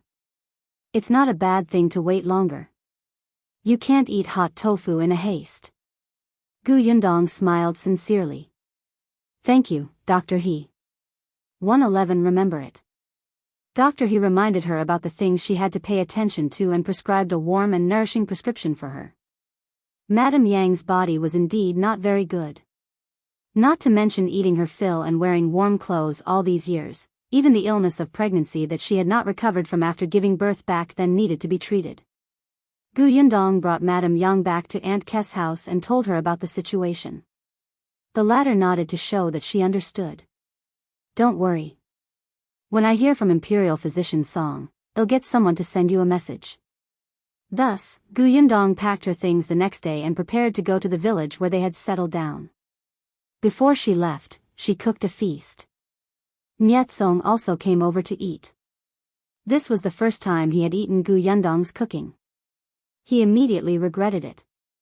If I had known that your cooking was so delicious, would have come earlier. Aunt Ke gave him a sidelong glance. Shouldn't you do something to repay her for the meal? Niet Song was stunned. Do what? He had already done everything he could to help. Now that she was about to leave, was he supposed to send her there personally? That wasn't good, right? Not to mention that men and women shouldn't touch each other, he didn't have the time. There had been so many things going on recently. Aunt Ke was a little helpless about her nephew's stubbornness. No wonder her father wanted to send him to the government office to train. She slapped Niet Song hard. She and her family are young and weak. They don't have anyone to back them up. They're going to unfamiliar places tomorrow. What if they're bullied? Are we going to let her come all the way to the prefectural city to ask for help? Niet Song suddenly came to a realization. He swallowed the chicken in his mouth and stood up. Wait, I'll be back in a while. Gu Yundong laughed and looked at Aunt Ke. Actually, young Master Nia has helped me enough. No matter where one go, I still have to rely on myself in the end. Hypocrite.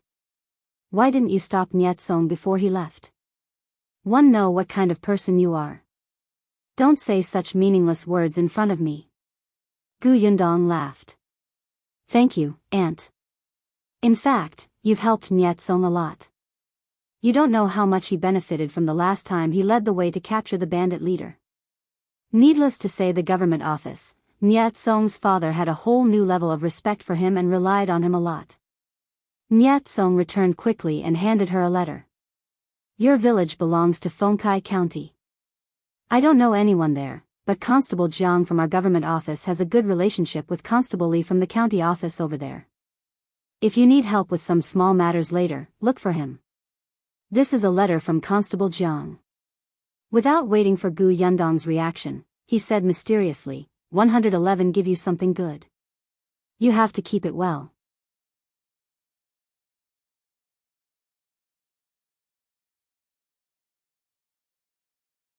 Chapter 44. Departure. Niet Song took out a copper coin. There was a hole in the copper coin, so it could not be used. Was this a good thing? Gu Yundong examined the copper coin for a long time but could not figure it out. Her puzzled gaze landed on Niet Song. All right, stop keeping us in suspense. Aunt Ke glared at him. Niet Song coughed lightly and said, when I was looking for Constable Jiang to write a letter, His Excellency happened to pass by. After knowing your situation, he asked me to go over and gave me this copper coin. The magistrate of Fengkai County was promoted by Our Excellency. If you have any trouble in the future, you can give this copper coin to the county magistrate. He will help you. Your lord is really a good person. I wish him a peaceful life. Gu Yundong did not know that the dignified magistrate was so free that he would pay attention to a small fry like her. The corner of Niet Song's mouth twitched. Other than saying that the Lord was a good person and would live a peaceful life, did she have any other description? But Gu Yundong was right. How could the magistrate be so free? The reason why he remembered her was entirely because Niet Song had mentioned it several times. Most importantly, it was the portrait of the person she had drawn. Because of that character painting, the government office caught the bandit leader in just 3 days. Coincidentally, the new emperor had just ascended the throne and was paying attention to the disaster rebellion. The magistrate was the first to make a contribution, and it was a great merit. It also confirmed the rumors that the new emperor had been favored by the heavens and showed his face in front of the new emperor. At this time, the new emperor was about to promote talents and boldly reorganize the officialdom to plant his own power. With this, the prefect magistrate became a person on the new emperor's list. His position here expired, so it was basically no problem for him to be promoted to the capital. Wasn't it Gu Yundong who had helped him so much? And she was a girl. Didn't that leave a deep impression on the magistrate? Gu Yundong accepted the copper coin. She would not reject such a good thing. In this day and age, money was not enough. She also needed power. Otherwise, no matter how much money she had, she would not be able to keep it. It would be best if she would not need this copper coin and letter. If she could use them, she would naturally not let them go for nothing. Gu Yundong thanked him and put away the letter and the copper coin. The next morning, just as the city gate opened, Gu Yundong left Fish Rice Alley with her family. Aunt Ke did not go out to see them off. She was not in a good mood and had been staying in the room.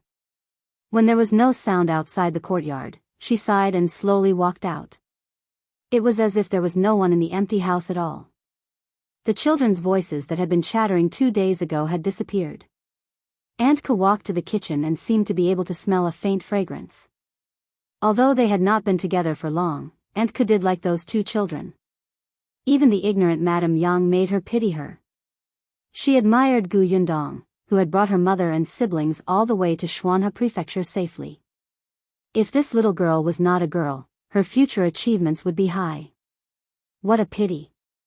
Aunt Ke returned to the central room and saw a piece of paper on the table. She picked it up and realized that it was a recipe. On it were 5 or 6 dishes that she had liked to eat recently. This girl, Aunt Ke laughed. At this moment, Gu Yundong had already left the city gate and was riding a carriage to Yongfu village. The carriage was rented. Now that he had money, Gu Yundong would definitely not mistreat herself. It would take 3 days to walk from the prefectural city to Yongfu village. If he rode a fast horse, it would only take 1 day. You're tuning into the Dreamy Chapters YouTube channel. We're so grateful for your support, and don't forget to subscribe to join us on this incredible journey through captivating stories. Your generosity through donations truly makes a world of difference, as it's the primary source of revenue that allows me to expand and enhance this channel for you. Thank you from the bottom of my heart for being a part of this adventure.